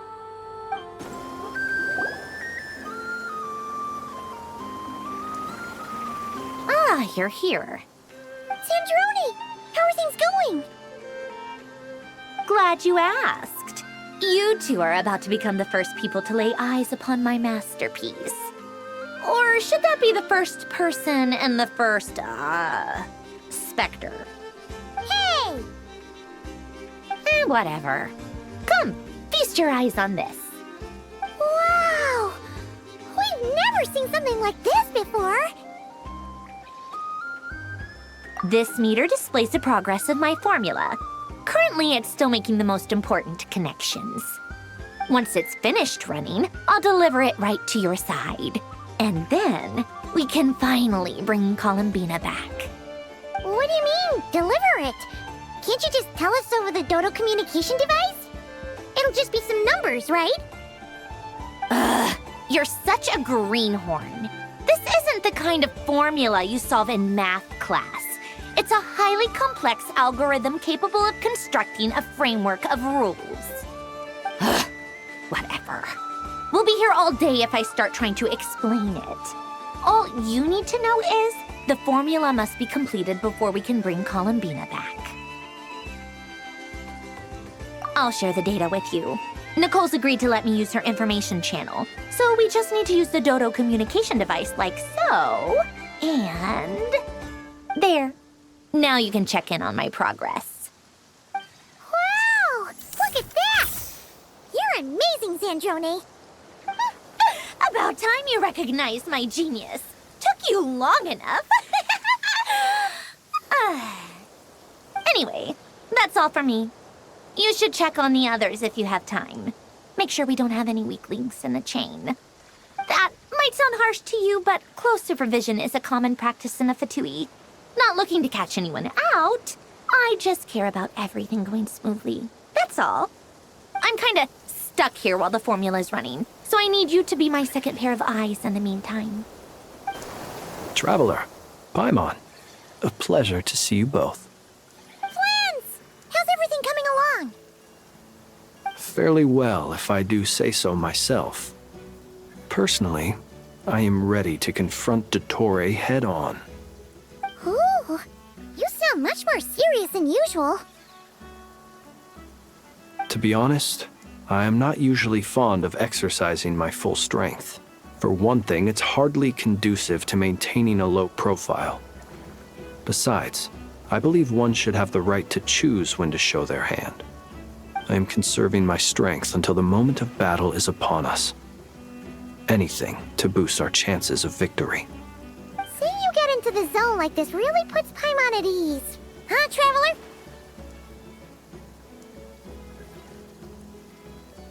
I consider it an honor to have your trust. Rest well. I look forward to seeing you both in your element during the battle.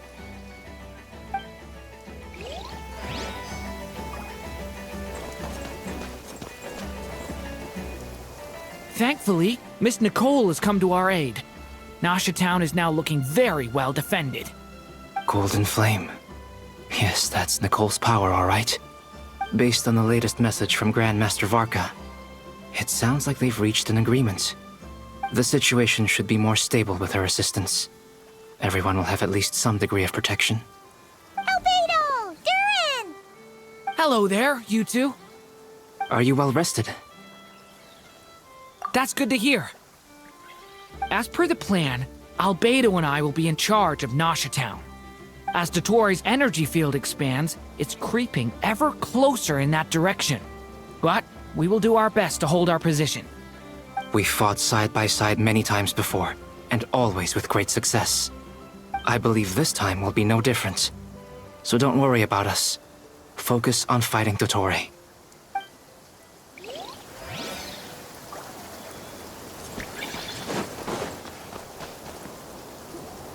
Yes, Miss Moonchanter?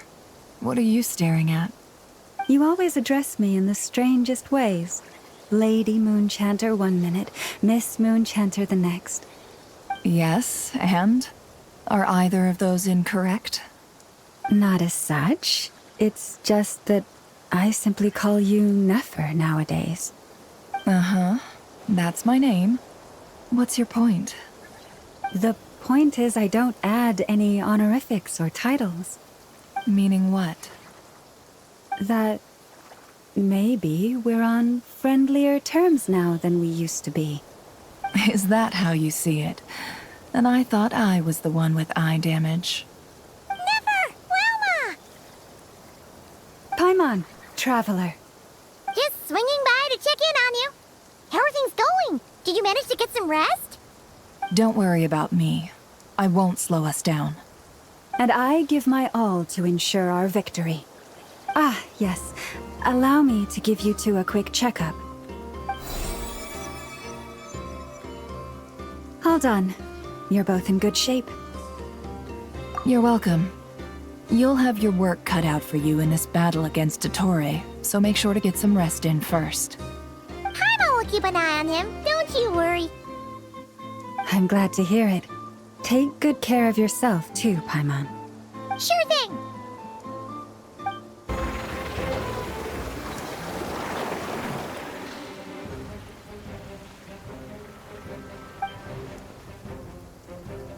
Here they come. That's quite a horde. As we expected. Get ready, everyone! Take your positions, and prepare to engage. Let's begin. I'm at the ready.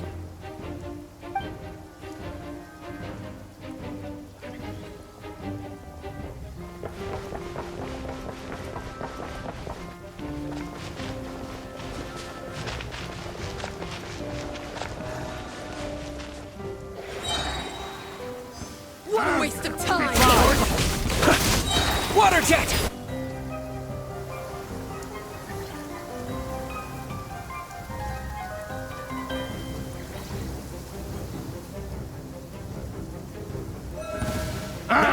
It's your skull!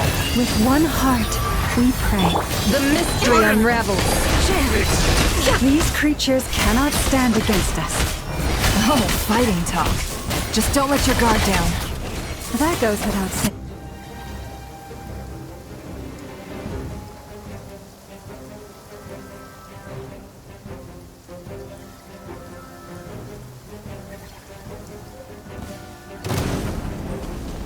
Decay!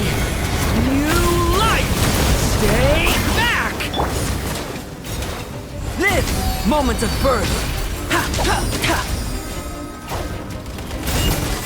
That was easier than I thought. Naturally. What do you mean? Is it because as created beings go, we're of a higher level than them? Very good. You understood what I was implying.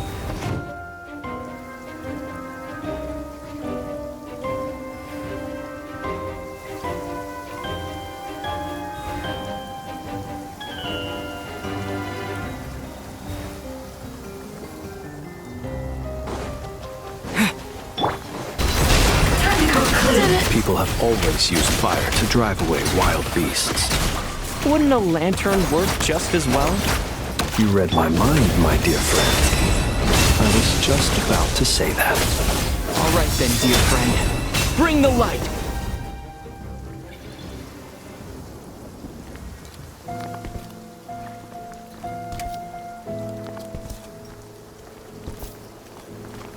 You're looking well. I trust you've had a good couple of days. Dottore. It's actually a good thing, in my view. If the subjects of my experiment were to die prematurely, it would throw quite a wrench in the works. And so, I must thank you all for your resilience. We are no longer on the same level, but you are nonetheless worthy of my respect. A creator god should be merciful and gracious after all.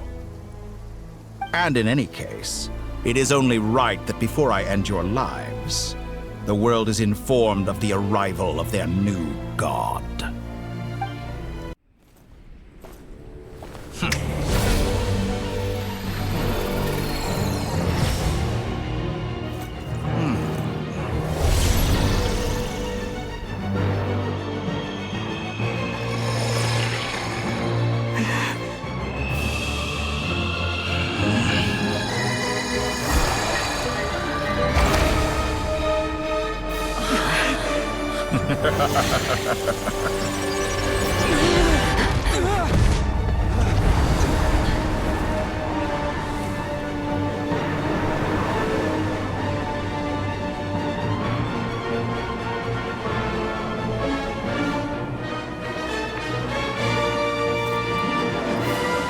The experiment begins. With the marrow of the three moons in my hand, behold the false moons fall!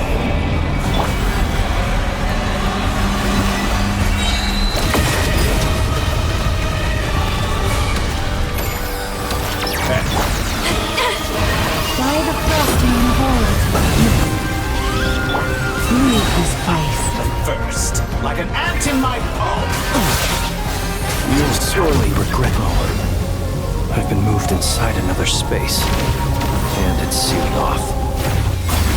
Looking at the structure of it, it seems like the Tory intends to trap us here. There's no exit.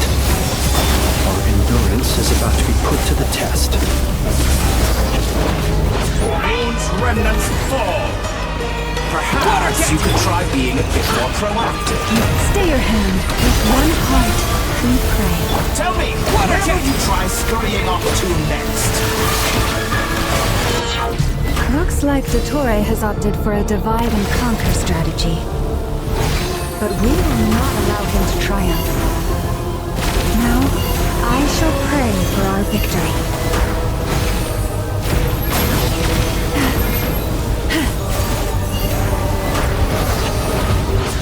Entropy bends to water jet! Be annihilated, that which cannot stand against me! What's this supposed to be? A knockoff version of the space Columbina got trapped in? There really is no way out. We'll see about that, Dottore.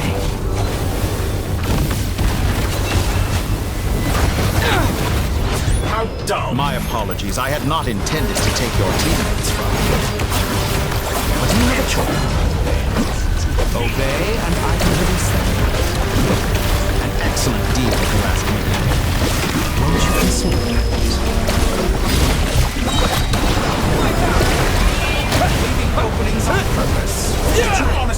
would hit me. Go!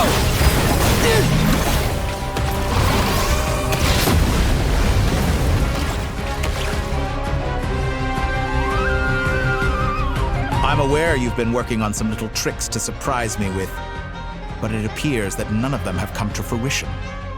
My guess would be that you're trying to bring Columbina back. But then, where is Sandrone? Or are you trying to buy time for her? I always found their friendship to be a curious phenomenon. Two highly incongruent personalities, and yet they share a deep connection. Speaking of Columbina, I once saw her as like a younger sister. We got along quite amicably while she was with the Fatui. But then one day she suddenly decided she would refuse to take part in any further experiments.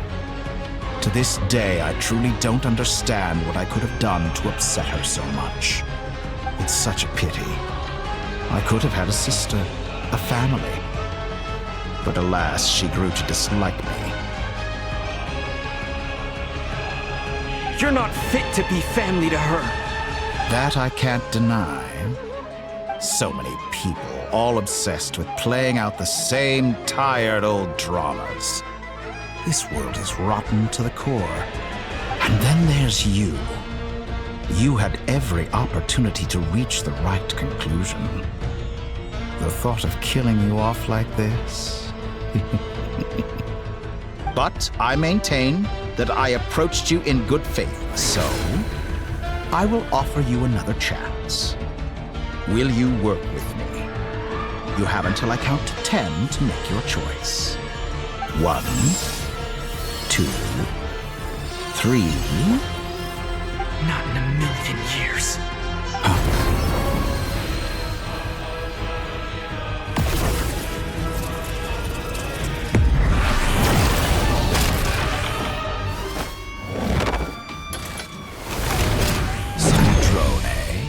What a pleasant surprise. I didn't think you'd join us all the way up here. You're as sick and twisted as ever. Don't fool yourself into thinking anyone's grateful for the chances you're offering them. Sandrone? But the formula hasn't finished running yet. Funnily enough, I was just discussing a collaboration opportunity with the Traveler, and then I see you, who I must say is a good example of an opportunity gone to waste. Gone to waste? I said that everyone would get one chance, and you've used yours to march right back into the lion's den. So yes, it's an utterly wasted opportunity. And what makes you think I believe a word that comes out of your mouth? I was planning on disposing of your little formula after wrapping up more urgent business here. But since you've taken the trouble of serving it to me on a silver platter, I can simply bring it forward in the schedule.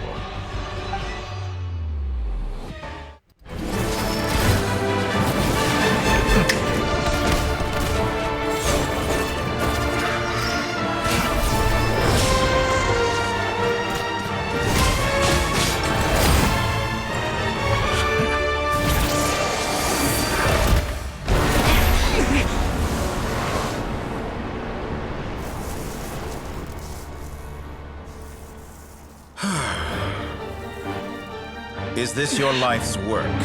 This piece of trash?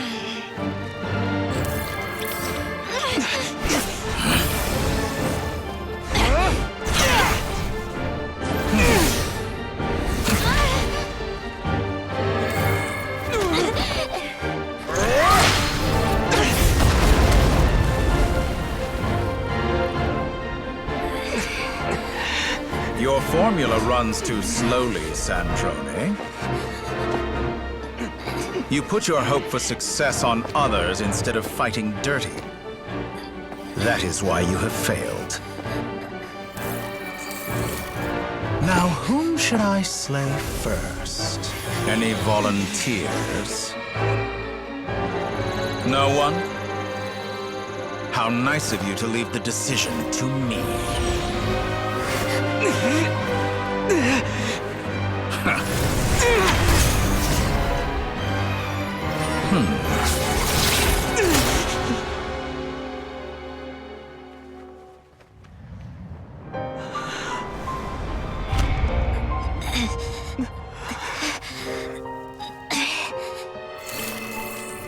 Oh, how unexpected.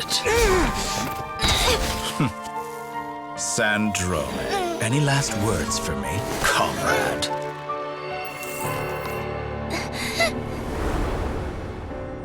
Is there anything you wish for? Not really.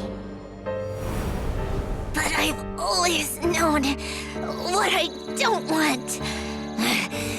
Go to hell, Dottore.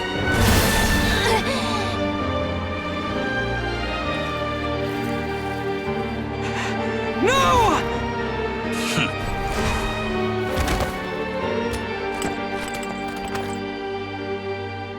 And now, you have failed. Sandrone! Now you see how fragile mechanical contraptions are. Just a gentle tap, and they fall to pieces. However keen of an inventor Sandrone may have been, her death spells the end of the formula that was running inside her body.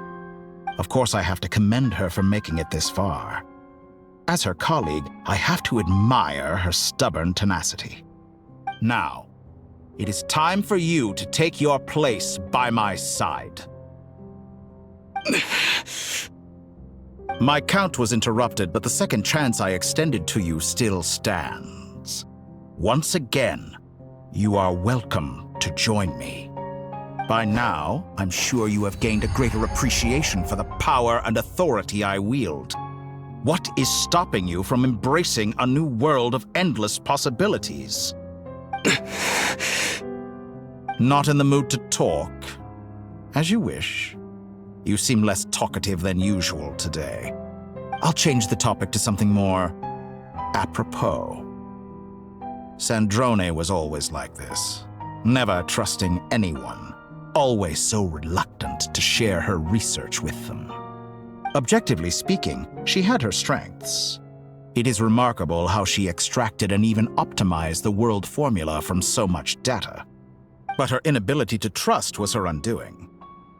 Had she allowed someone else to monitor or run the formula for her, you might still have a chance at victory even now. But regrettably, she was a stubborn fool. As much as it pains me, she had to go. Dottore, maybe this is news to you, but people can change. Columbina surprised you when she escaped. And I think Sandrone would surprise you too. Change? You can twist the truth however you want, but I see it clear as day. You're the one who can't trust other people. Is that how you see me? By this point, what can you hope to do about it?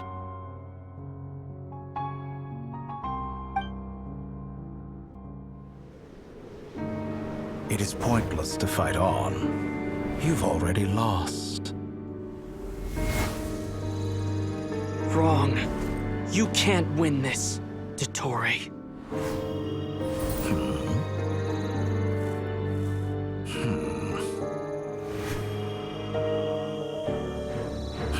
What?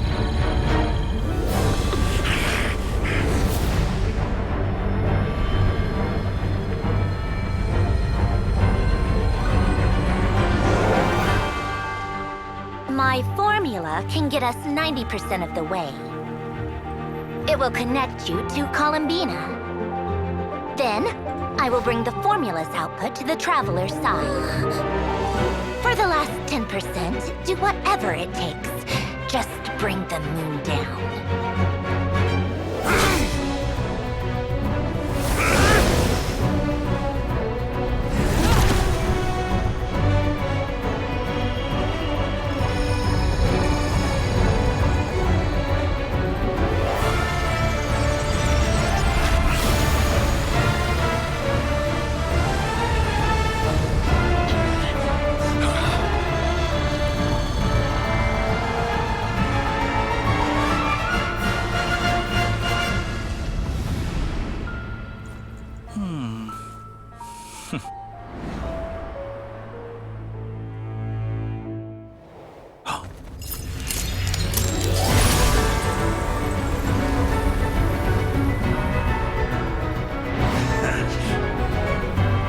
moon will never be yours!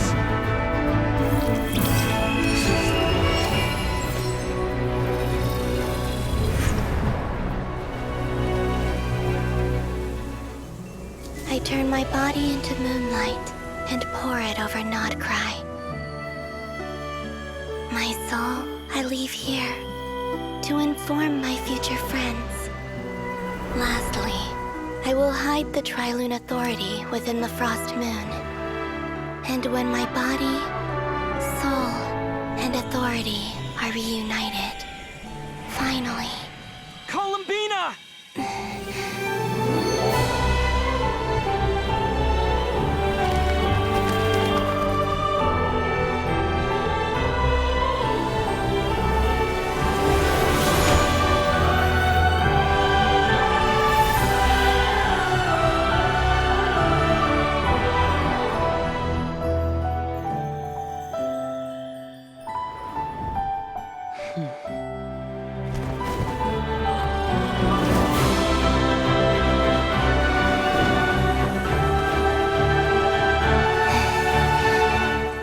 It's been too long. I'm back.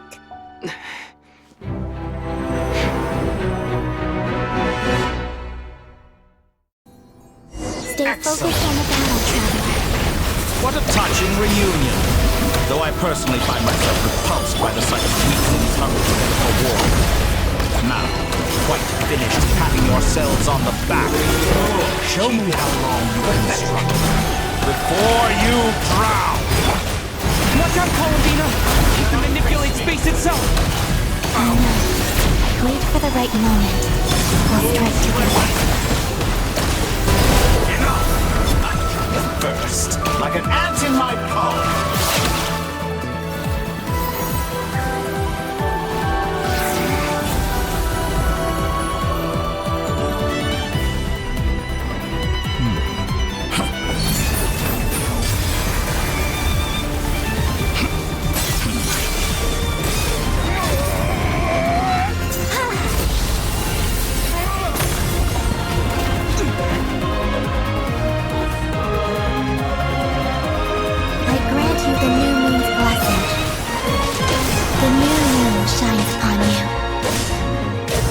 Growing weary of your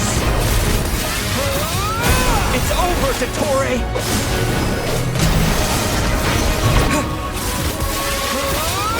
Time to pay for your heinous crime! No longer must the world cower in the cold night. I was so close to the new world! Future is not yours to command! Such rock. The moonlight dispelled the darkness.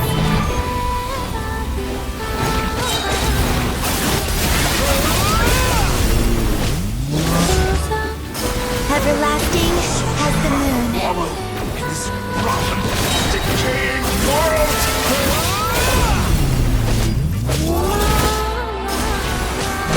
Only I could have shaped the new world! Only I!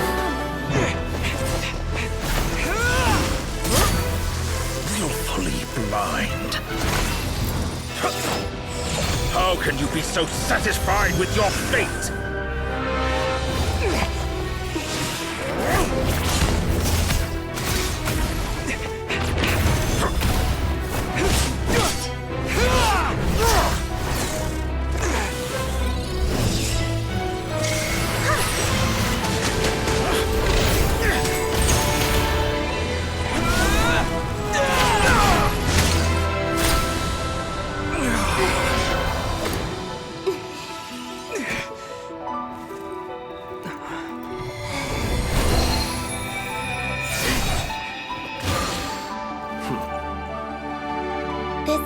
Was never about fate. It's about friends, family, and the home you stole from them. So dull. Only the weak rely on each other for comfort. You shall see. Once I transcend fate, you will be nothing but fodder for my grand experiment! That will never happen.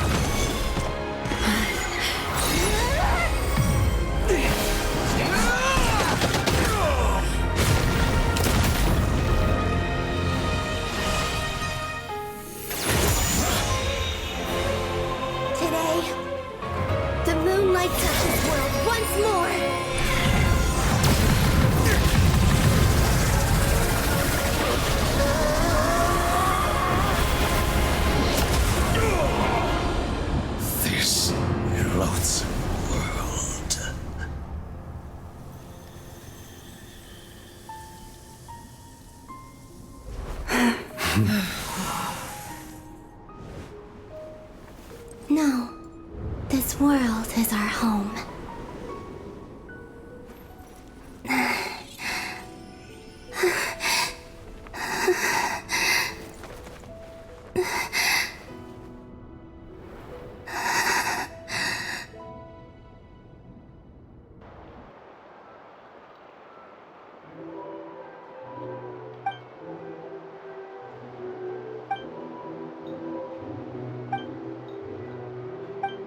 No, you're doing it wrong. The moon looks like this now. What are you drawing, children? The new moon, Mom. It looks different than before, doesn't it? Also... Can I go buy a sugar sculpture today? Please? Just one? All right.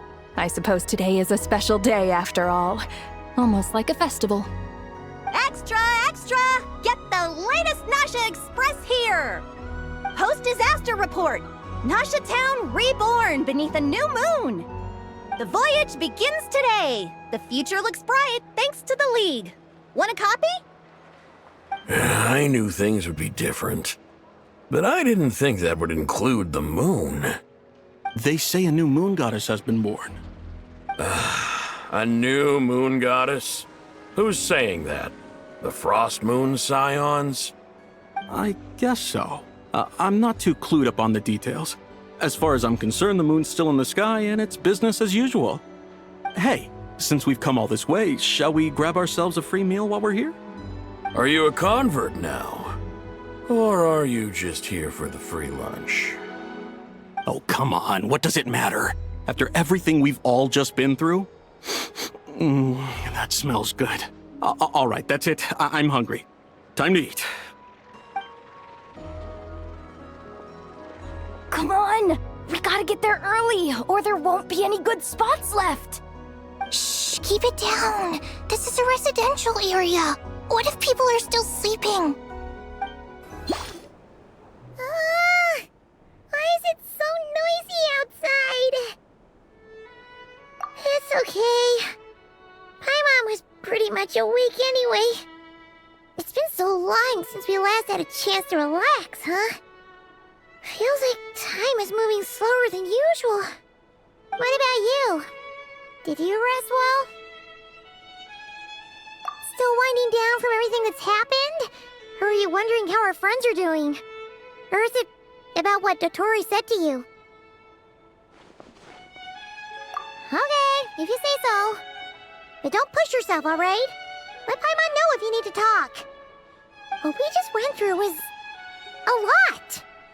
It's totally normal if you need some time to get back in your groove. Luanatar disappeared after Columbina came back. Apparently, she was part of Columbina's soul or something. Still, Paimon kind of misses Luanatar somehow. But anyway, you did great. So did Paimon. We all worked our butts off to contain this disaster, and in the end, we made it. So, chin up, Traveler. You should be proud of yourself. Hey, don't poke fun. You should be glad that Paimon's growing as a person.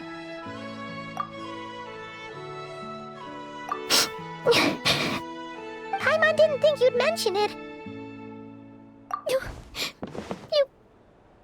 have no idea how anxious Paimon was. She was worried sick about you. Well, if you really want to show Paimon you're sorry, you're gonna need to make it up to her. You better be ready to splash out on a lavish meal.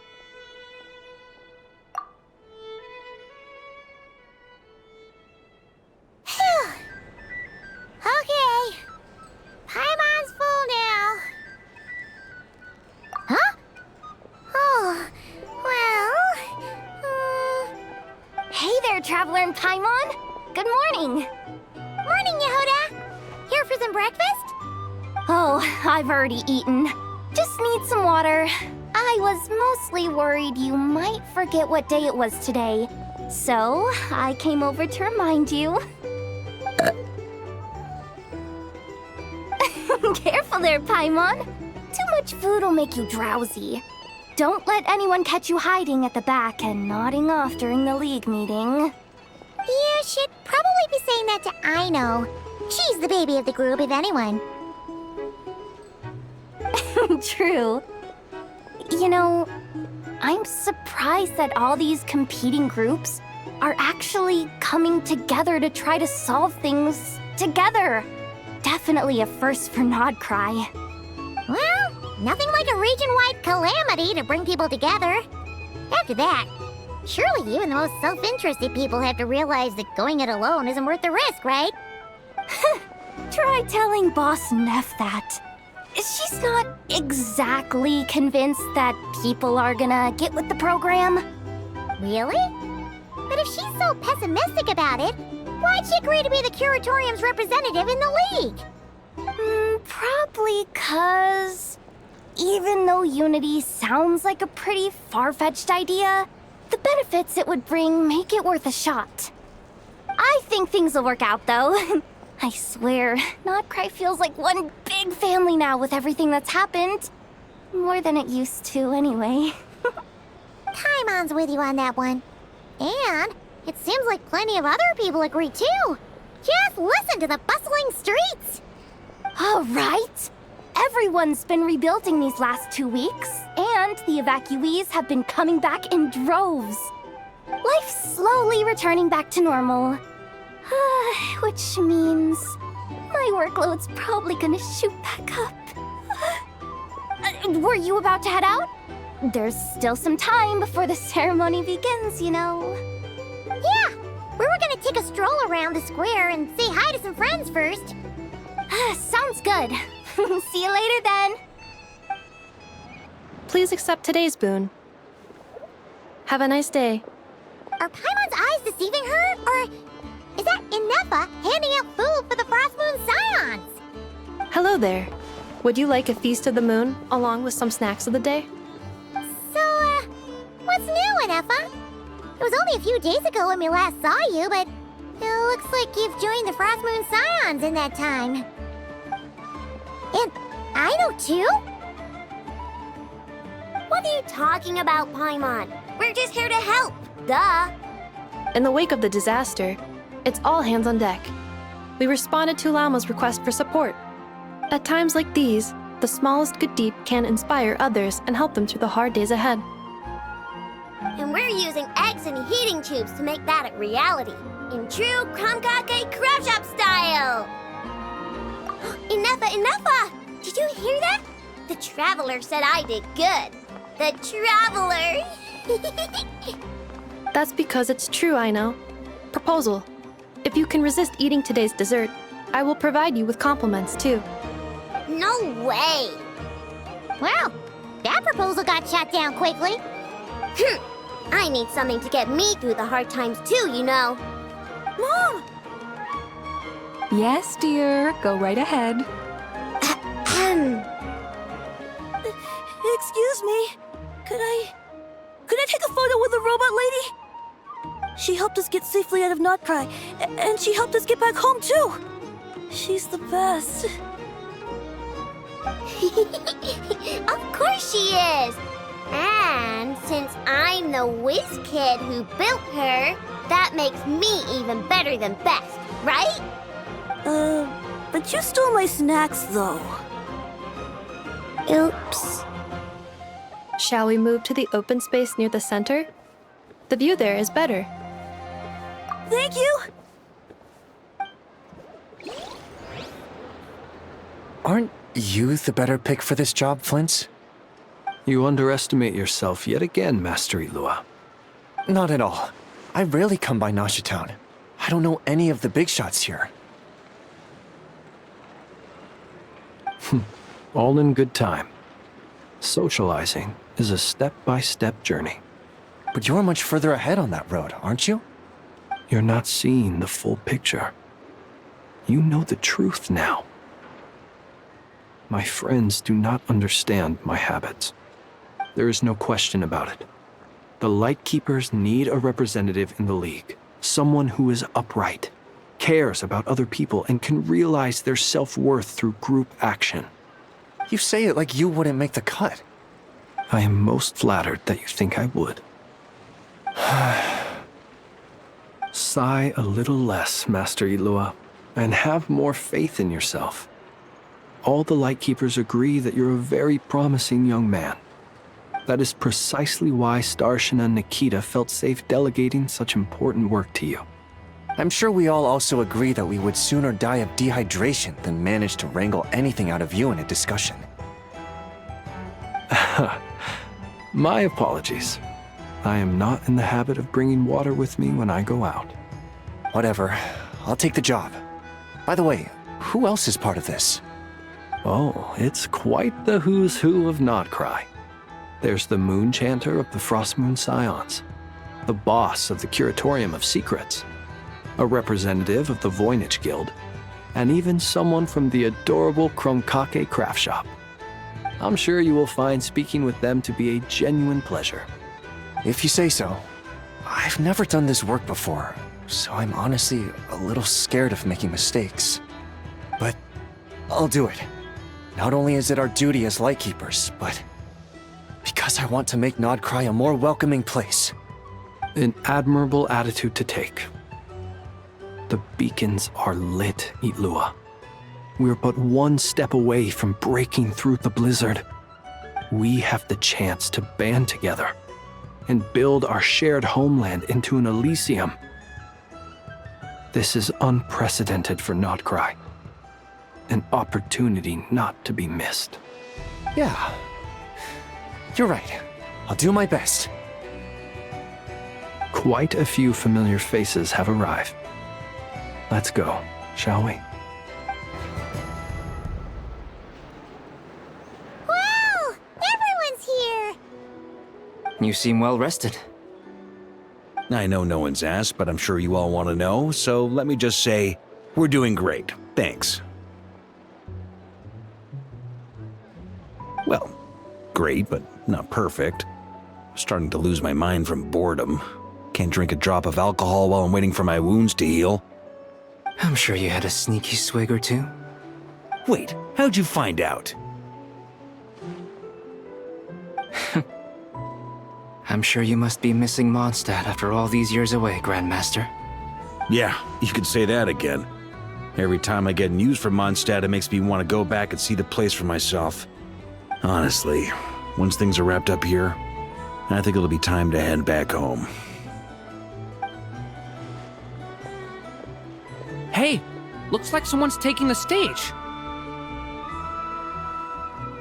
Can everyone see okay? Anyone need a boost? I'll just listen from the back. It's fine. You're taking this pretty seriously, huh, Durin? Well, it's not every day that I get the chance to see how people speak in official settings. Soak it up like a sponge. I'll make sure you get a chance to practice for yourself later down the line. Actually, I know just the thing. You can debrief the Knights of Favonius for me. Mr. Varka, are you forgetting that I'm not a Knight of Favonius? I can knight you. Any particular title you'd like? Is he joking? I really can't tell. You'll have to figure this one out for yourself. It'll be a good learning experience. It is my honor to host the opening ceremony for the League, and to have this opportunity to speak to you all in my capacity as Voynich Guild representative. Could this person also have been pushed onto the big stage by the real big shots? Guess I'm not the only one then. We come here today, having weathered the trials and hardships of yesterday, and having learned from them the importance of unity and cooperation. All right, here we go. Uh-oh, looks like Aino's off in Dreamland already. Wait, Boss is looking kinda drowsy too. What's up with her? Come on, get this speech over with already. Nodcry is our home, the land we rely on for survival. And as we chart a course for the future, may we persevere through the storms ahead as we sail towards a new era of prosperity, freedom, and hope.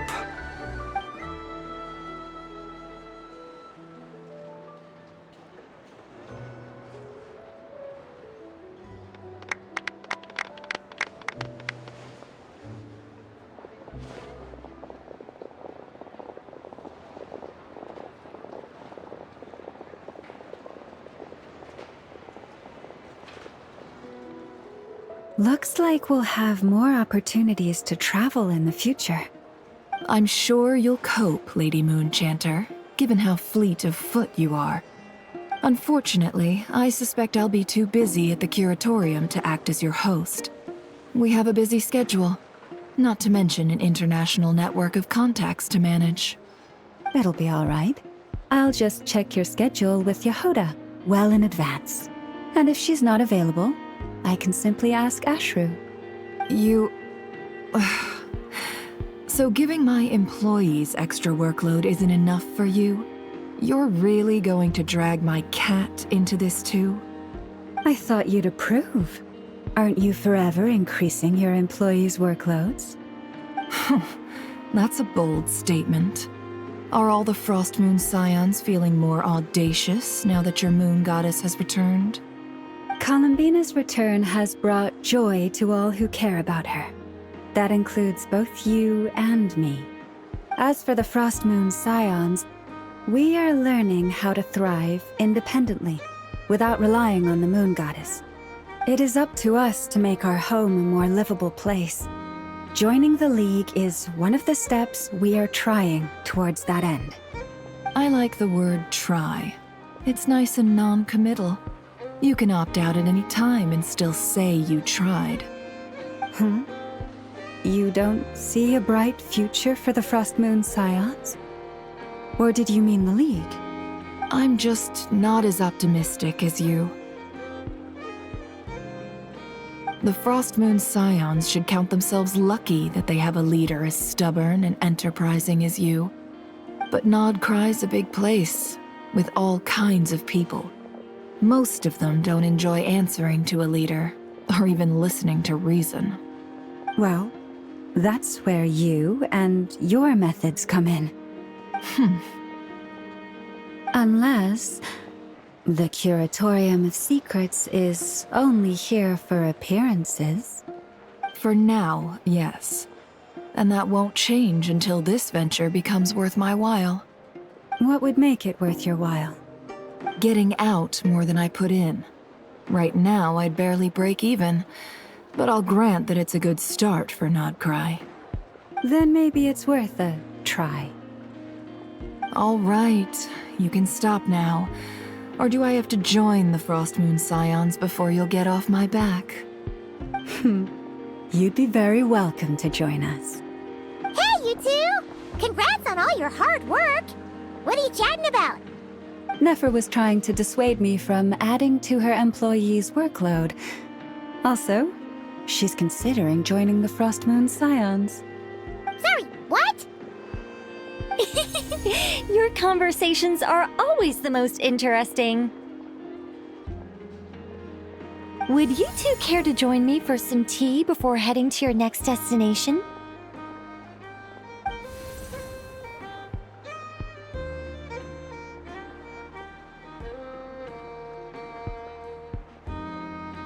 Nicole?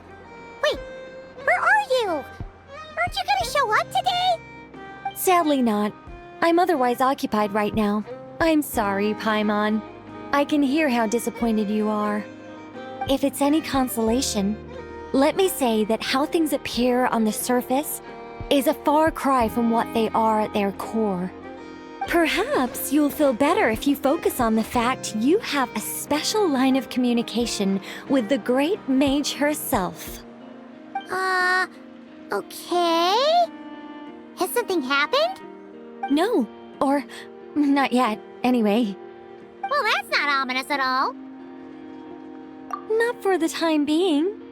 Just think of this as a general check-in to make sure this communication system is still running smoothly. Besides, it's good to chat once in a while if we want to maintain our friendship. You could have just said so. Paimon got all worked up for nothing. Still, the best friendships are built through face-to-face interaction, you know. It's never gonna stop being weird having tea with you when you're not there and just talking to thin air. All right, fair point. I'll bear that in mind for next time. Yeah. Any update on that crisis at the world's borders? Alice just informed me that they had their work cut out for them. And now everyone's thoroughly exhausted. But they did finally get things back under control. Still, we can't let our guard down yet. The disruption caused by this disaster has made Teyvat easier to detect from the outside universe. She plans to wait for things to stabilize, then reschedule her Mondstadt vacation plans. As for me, I agree with Hat Guy's perspective. This is a time when many new variables are emerging, and the situation is changing constantly. Plus, most of this change is for the worse. We have to remain vigilant and ensure that the embers of chaos are not rekindled. I did notice that the energy in Nodcry changed somewhat after the War of Funerary Flame, but since it was still aligned with the Light Realm, I never gave it a second thought. It looks like I'll have to examine the connections between phenomena I observe more closely in the future. Just doing my duty. It's more or less second nature by now. Of course.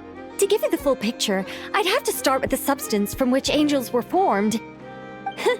Never mind. Paimon's right. Showing off my knowledge would be much more satisfying in person. By the way, you did receive the gifts from the Hexen Circle, yes? I'm not trying to claim credit or anything, but my pride demands that I at least mention it. They're quite similar to the protective talisman that Alice gave Dory, but with some very special enhancements. Oh! So that's what kept our friends safe when Dotori trapped them. Indeed. We went to great lengths to make sure they were invisible to his eyes. I'm so happy they came in handy. Still, not fishing for gratitude, by the way. I just want you to be aware that sometimes your friends may be protecting you in ways you cannot perceive. Anyway, I'll contact you if anything else crops up. If not, you know what they say, no news is good news. Oh, my angelic instincts are tingling.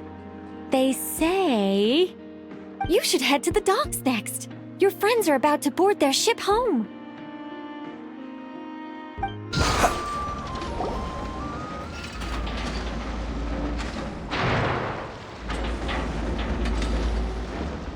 You're here. You're here too, Hat Guy! Are you heading back together? No. I'm bound for Sumeru, and she for Fontaine. We just happened to cross paths at the harbor. Everything seems fine. Sandrone may have an abominable temper, but she's always been very responsible with important calculations, and things entrusted to her by valued friends. You always speak as if you know us inside out, Mr. Hat Guy. Maybe I'm just a good judge of character. I certainly hope that's all there is to it.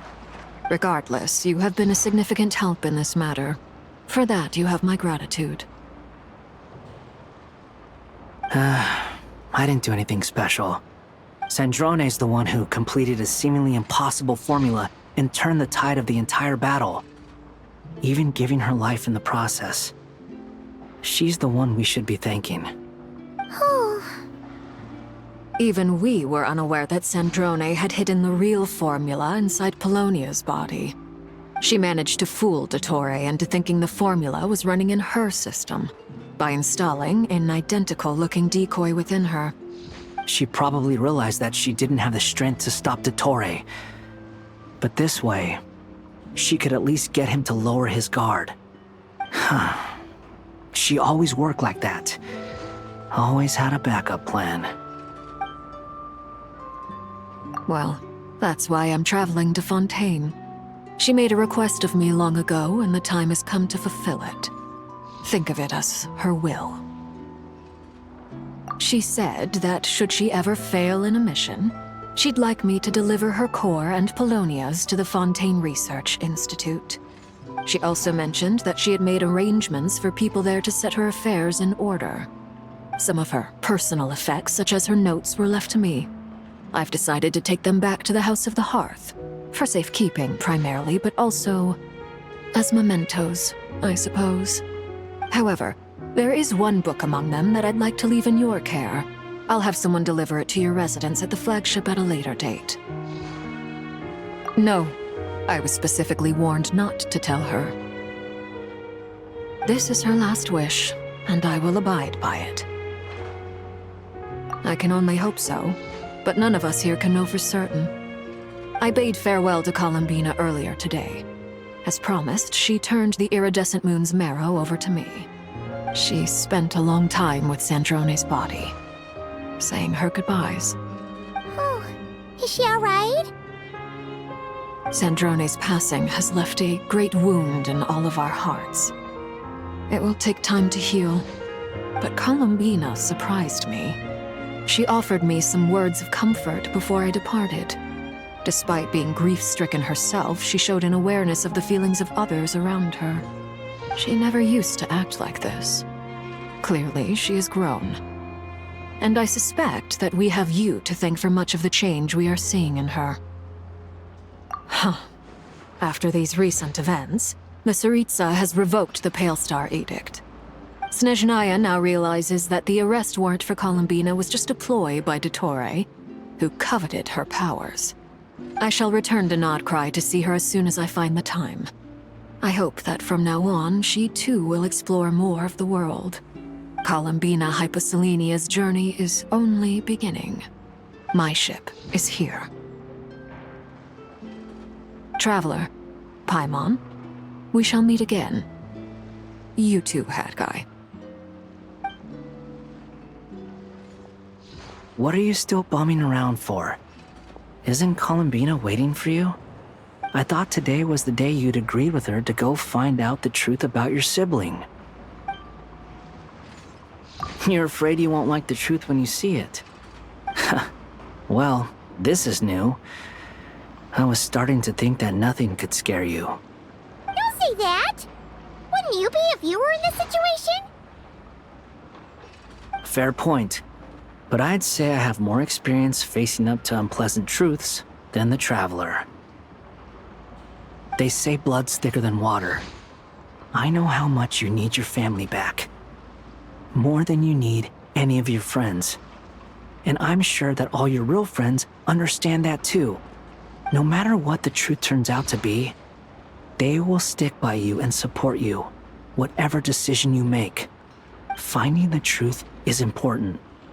But more important still is what you choose to do once you've found it. At least, that's the life lesson I've learned from my experience, grappling with the truth. What? Now that Dottore's dead and gone? A little, I guess. But it hasn't solved everything. Maybe I regret not getting to end his life with my own hands. Or maybe it's something else. But for whatever reason, I still feel like I have a chip on my shoulder. Either way, I'm going back to Sumeru. Lesser Lord Kusanali is gonna need help dealing with all the chaos Dottore left in his wake. Not just from this incident, but everything he did in the past, too. You should continue with your journey, as you've always done. Who knows?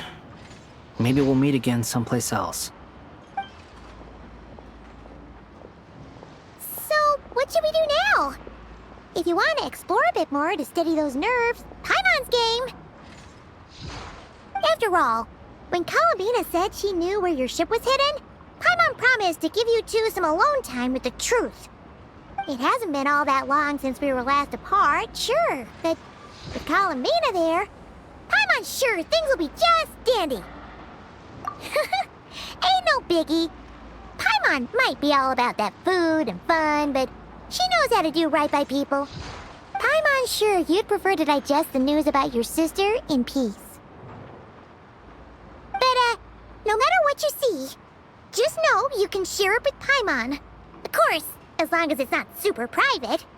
If you can't make sense of something, let's give it some thought together. And even if we both can't figure it out, Paimon can at least treat you to a nice meal. Glad to hear it. Feel better now? Alrighty. Next up, time to meet with Columbina.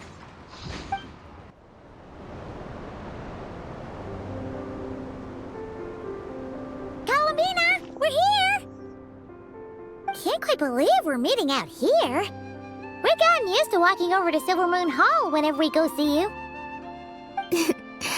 Well, you're still welcome to go there whenever you want to see me.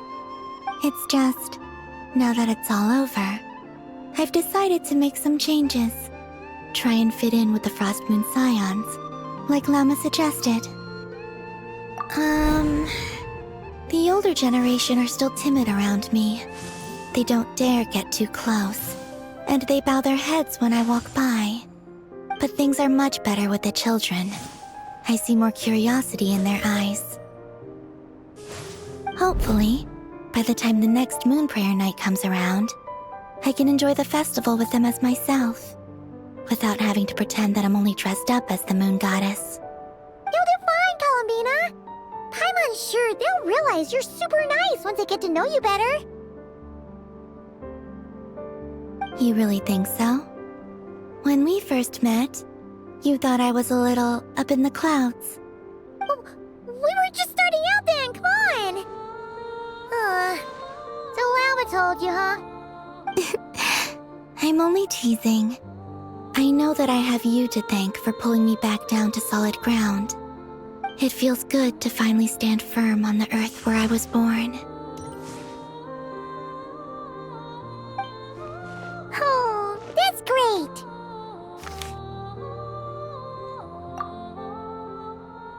Thank you. I'll make sure not to lose it this time. Well then, are you ready? Lumine, what happened to our spaceship back then? Why did you leave?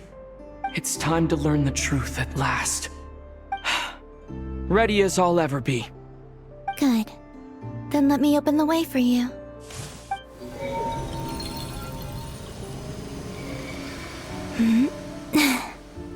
Where does this lead? To our shared destination. Huh? Do you remember me telling you about my missing prologue back when we just met? I said that my story began on the moon. But while I was inside the moon's reflection, I realized that my prologue was really hidden in the future. I just had yet to discover it at that point. The story of the time before I was born was in fact the story of my distant future. It's truly fascinating. But when I obtained the Trilunar Authority and returned to our present reality, I sensed something I hadn't expected. Your prologue. So you mean... Yes, your spaceship. All this time, it has been hidden on the Frost Moon, which lay beyond the sky. The great ruler of the firmament. The heavenly principles. Wait, them? Why would they do that? I don't know. Perhaps your ship contains something that is incompatible with Tevat. Or something that cannot be known. Oh, did I pick a bad time to say this? I know it must have been hard to work up the courage to do this. Maybe I should have waited until you were on the moon, with no chance to back out. That would have been kind of mean, you know. Take me there. Oh? Whatever is hiding in that ship, it belongs to me and Lumine. Those memories belong to us. No one else has the right to decide whether I should or shouldn't know about it. Not even the heavenly principles. Very well. Then let's go. You two take care, alright? And don't forget to come back soon! Rest assured, Paimon. We will. Traveler, after you. Thinking about the story that we'll find hidden on the moon? Yes. And hoping that it has a happy ending. Stories like that don't exist, you know? You don't believe in happy endings? I don't believe in endings. Where am I? This is the pathway I built between Teyvat and the Frost Moon. The moon is very far away from us, so it could be a long journey.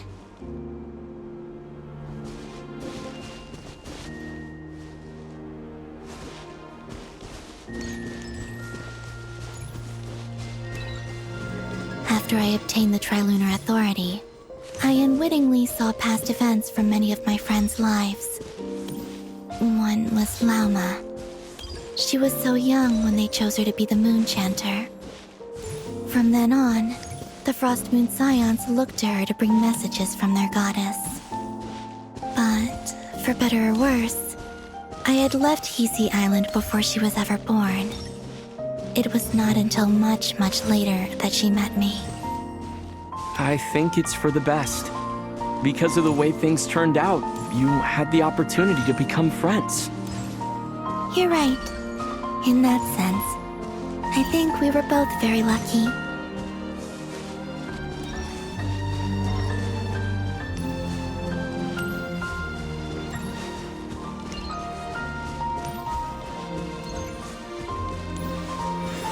Oh, and about that mage, Nicole. I only recently learned that she has lived in Teyvat since the time of the Three Moon Sisters. The Moon Goddesses always had a good relationship with the angels. I suppose our friendship continues that tradition.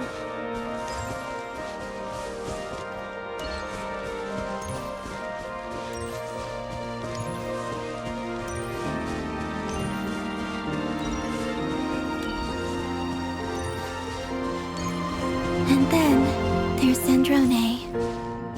I never knew that much about her, beyond the fact that she was created by someone called the Lord Artificer. She, too, suffered for a long time before joining the Fatui.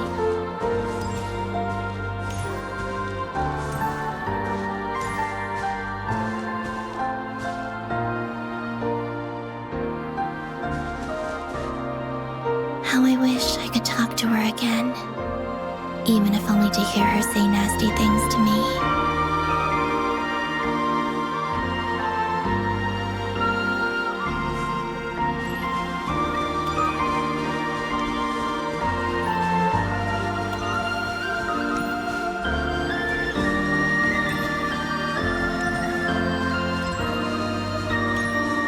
Also, I saw your sibling's story.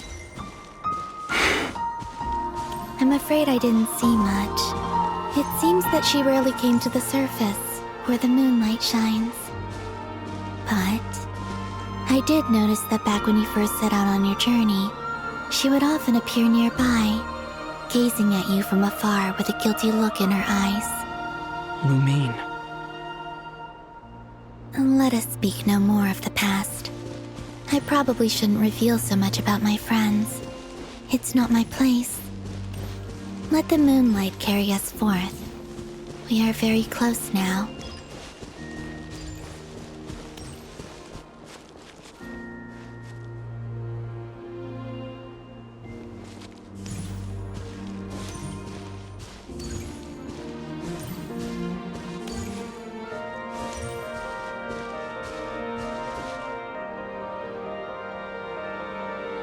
After this, I'd like to bring some Kuhenki to the moon as well. If they're willing, of course. What about your other friends? Will you bring them to visit too? Certainly. But I'll need to tidy the place up first. This home hasn't received any guests in a long, long time.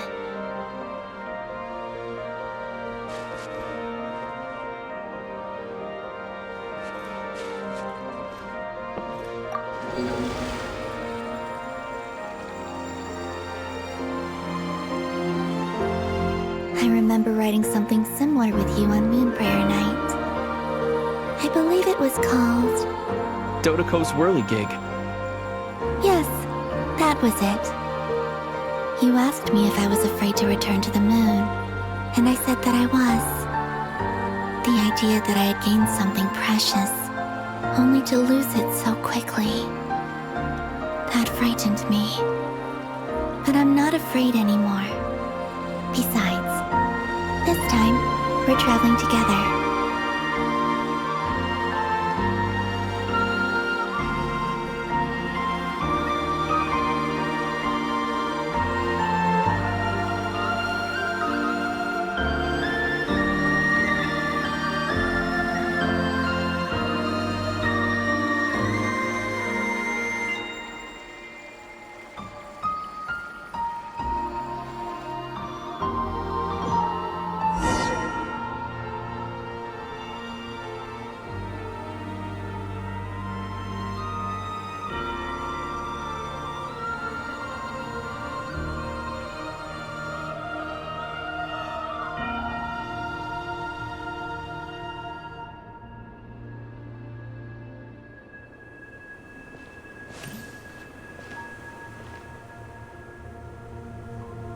We're here.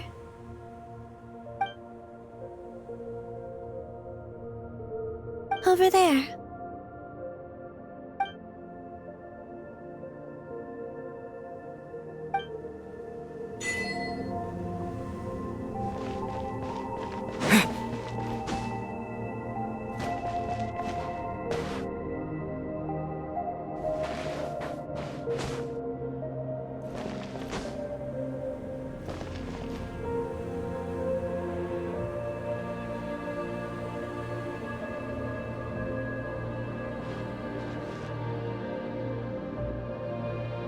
Our spaceship.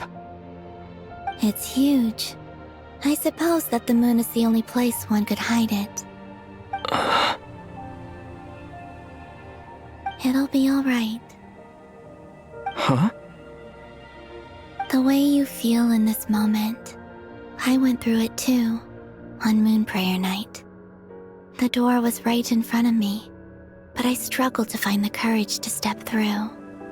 Solitude for me once meant living a life in which even I was absent. Before I met you, that was the only life I knew. But that night, solitude meant throwing away the life I had gained after meeting all of you. Columbina. Go.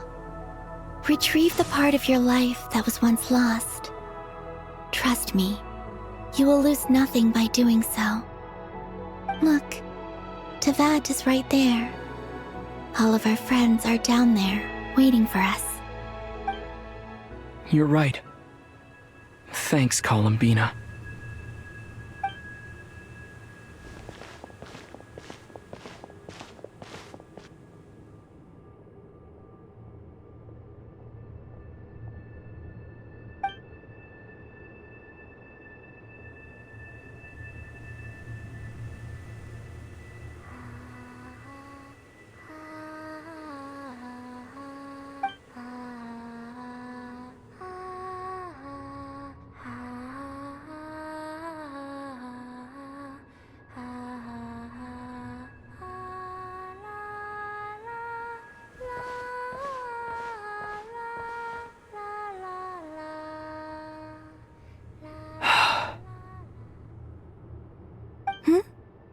Finished? Yeah. Why did you take your eye mask off? Well, since my return, I've decided to take more opportunities to see the world with my own eyes. Besides, I've always wondered how Teyvat looks from the moon. And what do you think? It's beautiful. I could spend a whole day here just gazing at it. What about you? What do you think of the truth you found?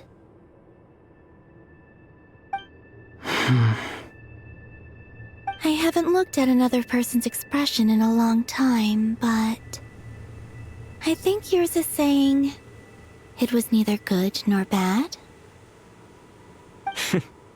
Keep this up, and it won't be long before you give Nephra a run for her money. Oh, I don't think that's going to happen. I'm much more used to sensing what's going on around me with Kuvaki. I think I'll save my eyes for seeing special moments I really want to remember. I read the spaceship's flight logs. I always assumed that this was my first time in Teyvat. I thought that Lumine and I must have been hibernating in space for centuries on end. But the logs show that our spaceship flew over the skies of Teyvat once before. A long, long time ago. Flew over? So you didn't land? No, the ship barely came to a stop before flying on again. After that, it continued traveling through space for a long time. Some of the data is corrupted, but I suspect that it kept flying for thousands of years. It was only after that that the ship made a forced landing in Nodkrai. When Lumine found me, she came from outside the ship. Could this mean that she left the ship long before I did? Maybe even during our first pass over Teyvat. Are you alright? Yes, I can feel that the truth is coming together, one small piece at a time. I remember Lumine telling me that when she first arrived in Conria, she could not recall the past. So this might be something that even she doesn't know. Here, I made some space for you. Your mind must be racing, and this seems like the perfect place to relax and clear your head. Oh, wait, there's one more thing. What is it? Wait here a moment.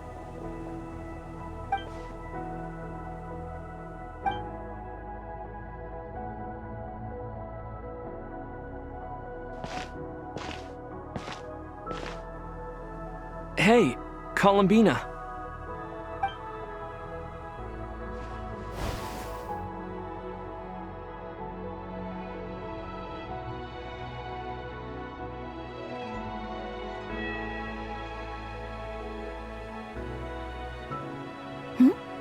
Is that a new outfit? An old one, technically. It's been in a cabinet inside the ship this whole time. It's a matching pair with Lumine's. She always liked this set more. Huh. I don't think there's a huge difference. Really? Yes, it's still the same you. You're the same person, no matter what clothes you wear. Only Columbina would make an observation like that. Traveler, do you consider Teyvat your home? Home is wherever Lumine is. But then after all the time I've spent here, and everything I've been through... Yes, I'd say it's my home. Would you change your answer if Teyvat changed appearance? I mean, if the truth about Teyvat turned out to be different than what you thought.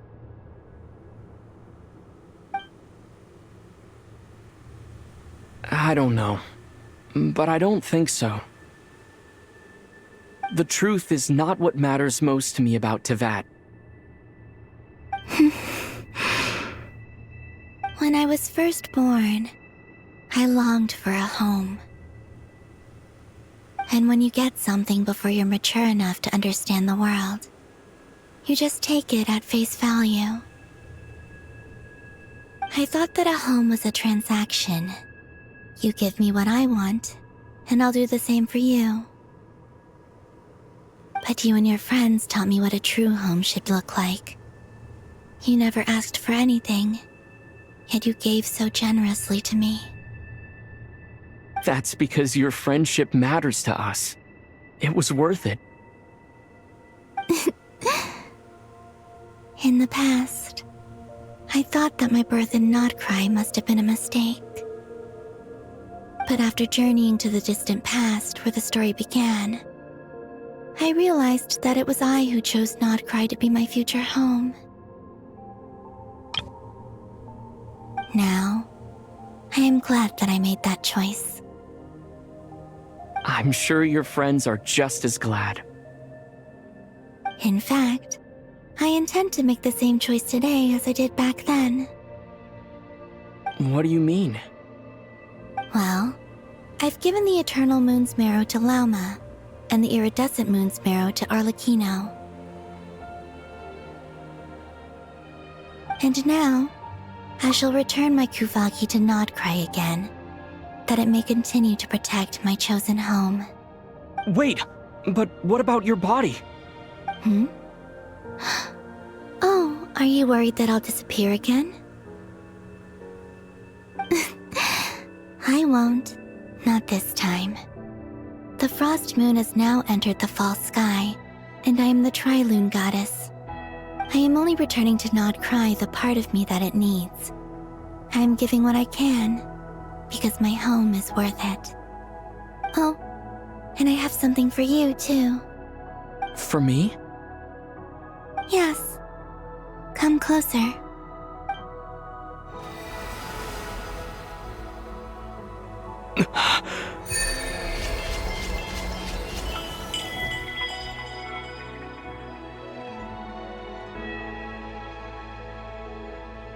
What was that?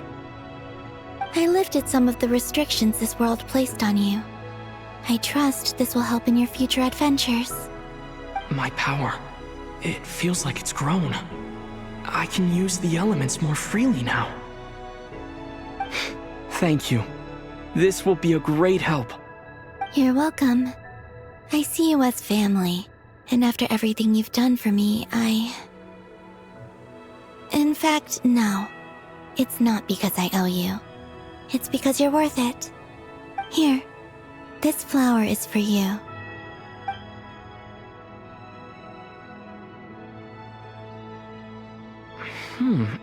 Isn't this a moon prayer blossom?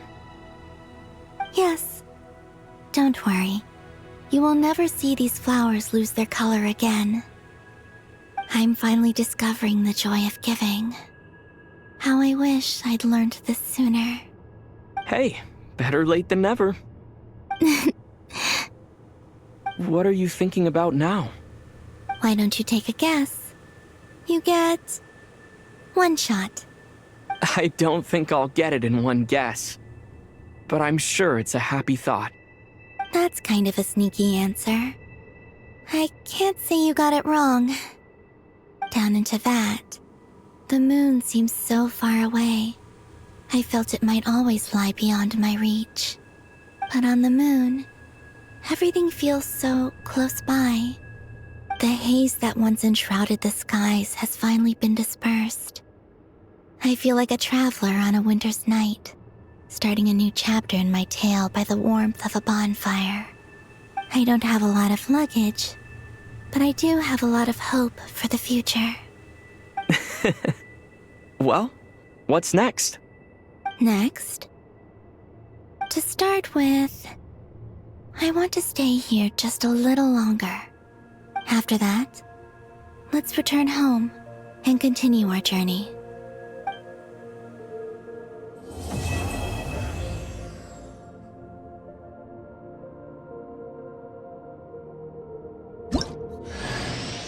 These clothes bring back so many memories.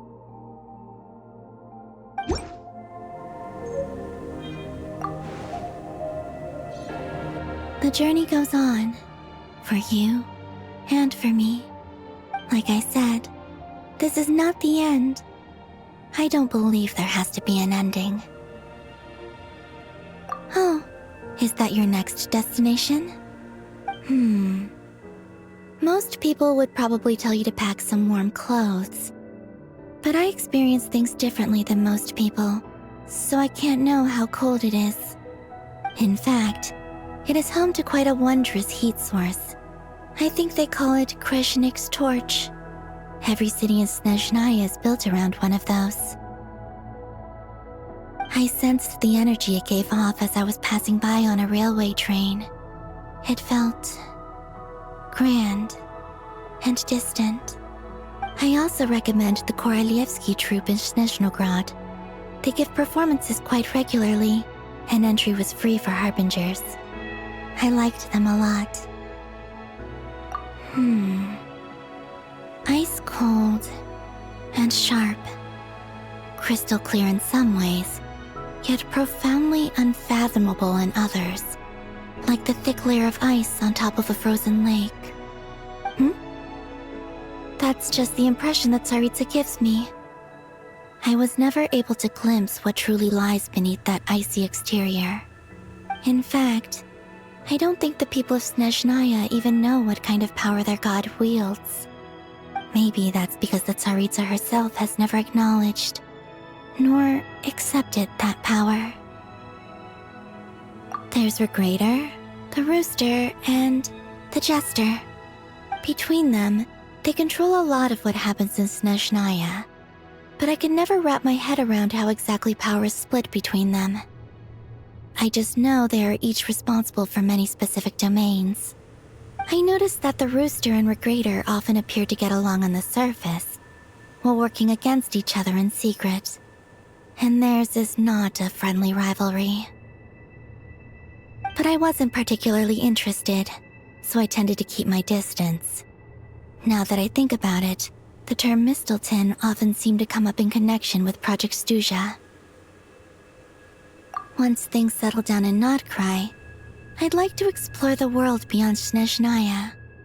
You've told me so many stories about the other places you've been to, and all the friends you've made there. I'm curious to visit those nations and see them for myself. It would also help me learn more about the journey that has made you into the person you are today. Okay. As you continue on your journey, don't forget to gaze up at the moon once in a while. It is, after all, no longer an illusion. It shall cast down its true moonlight, connecting us in truth.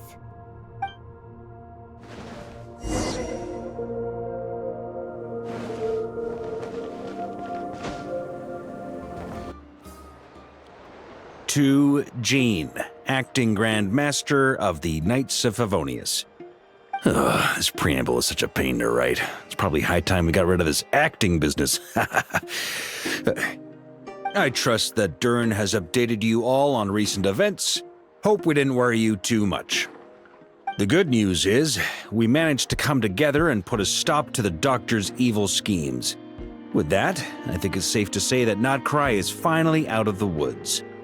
As for the Fatui, not counting the Damselette, aka the Moon Goddess, who has left their organization, we found ourselves allied in this instance with both the Knave and Marionette.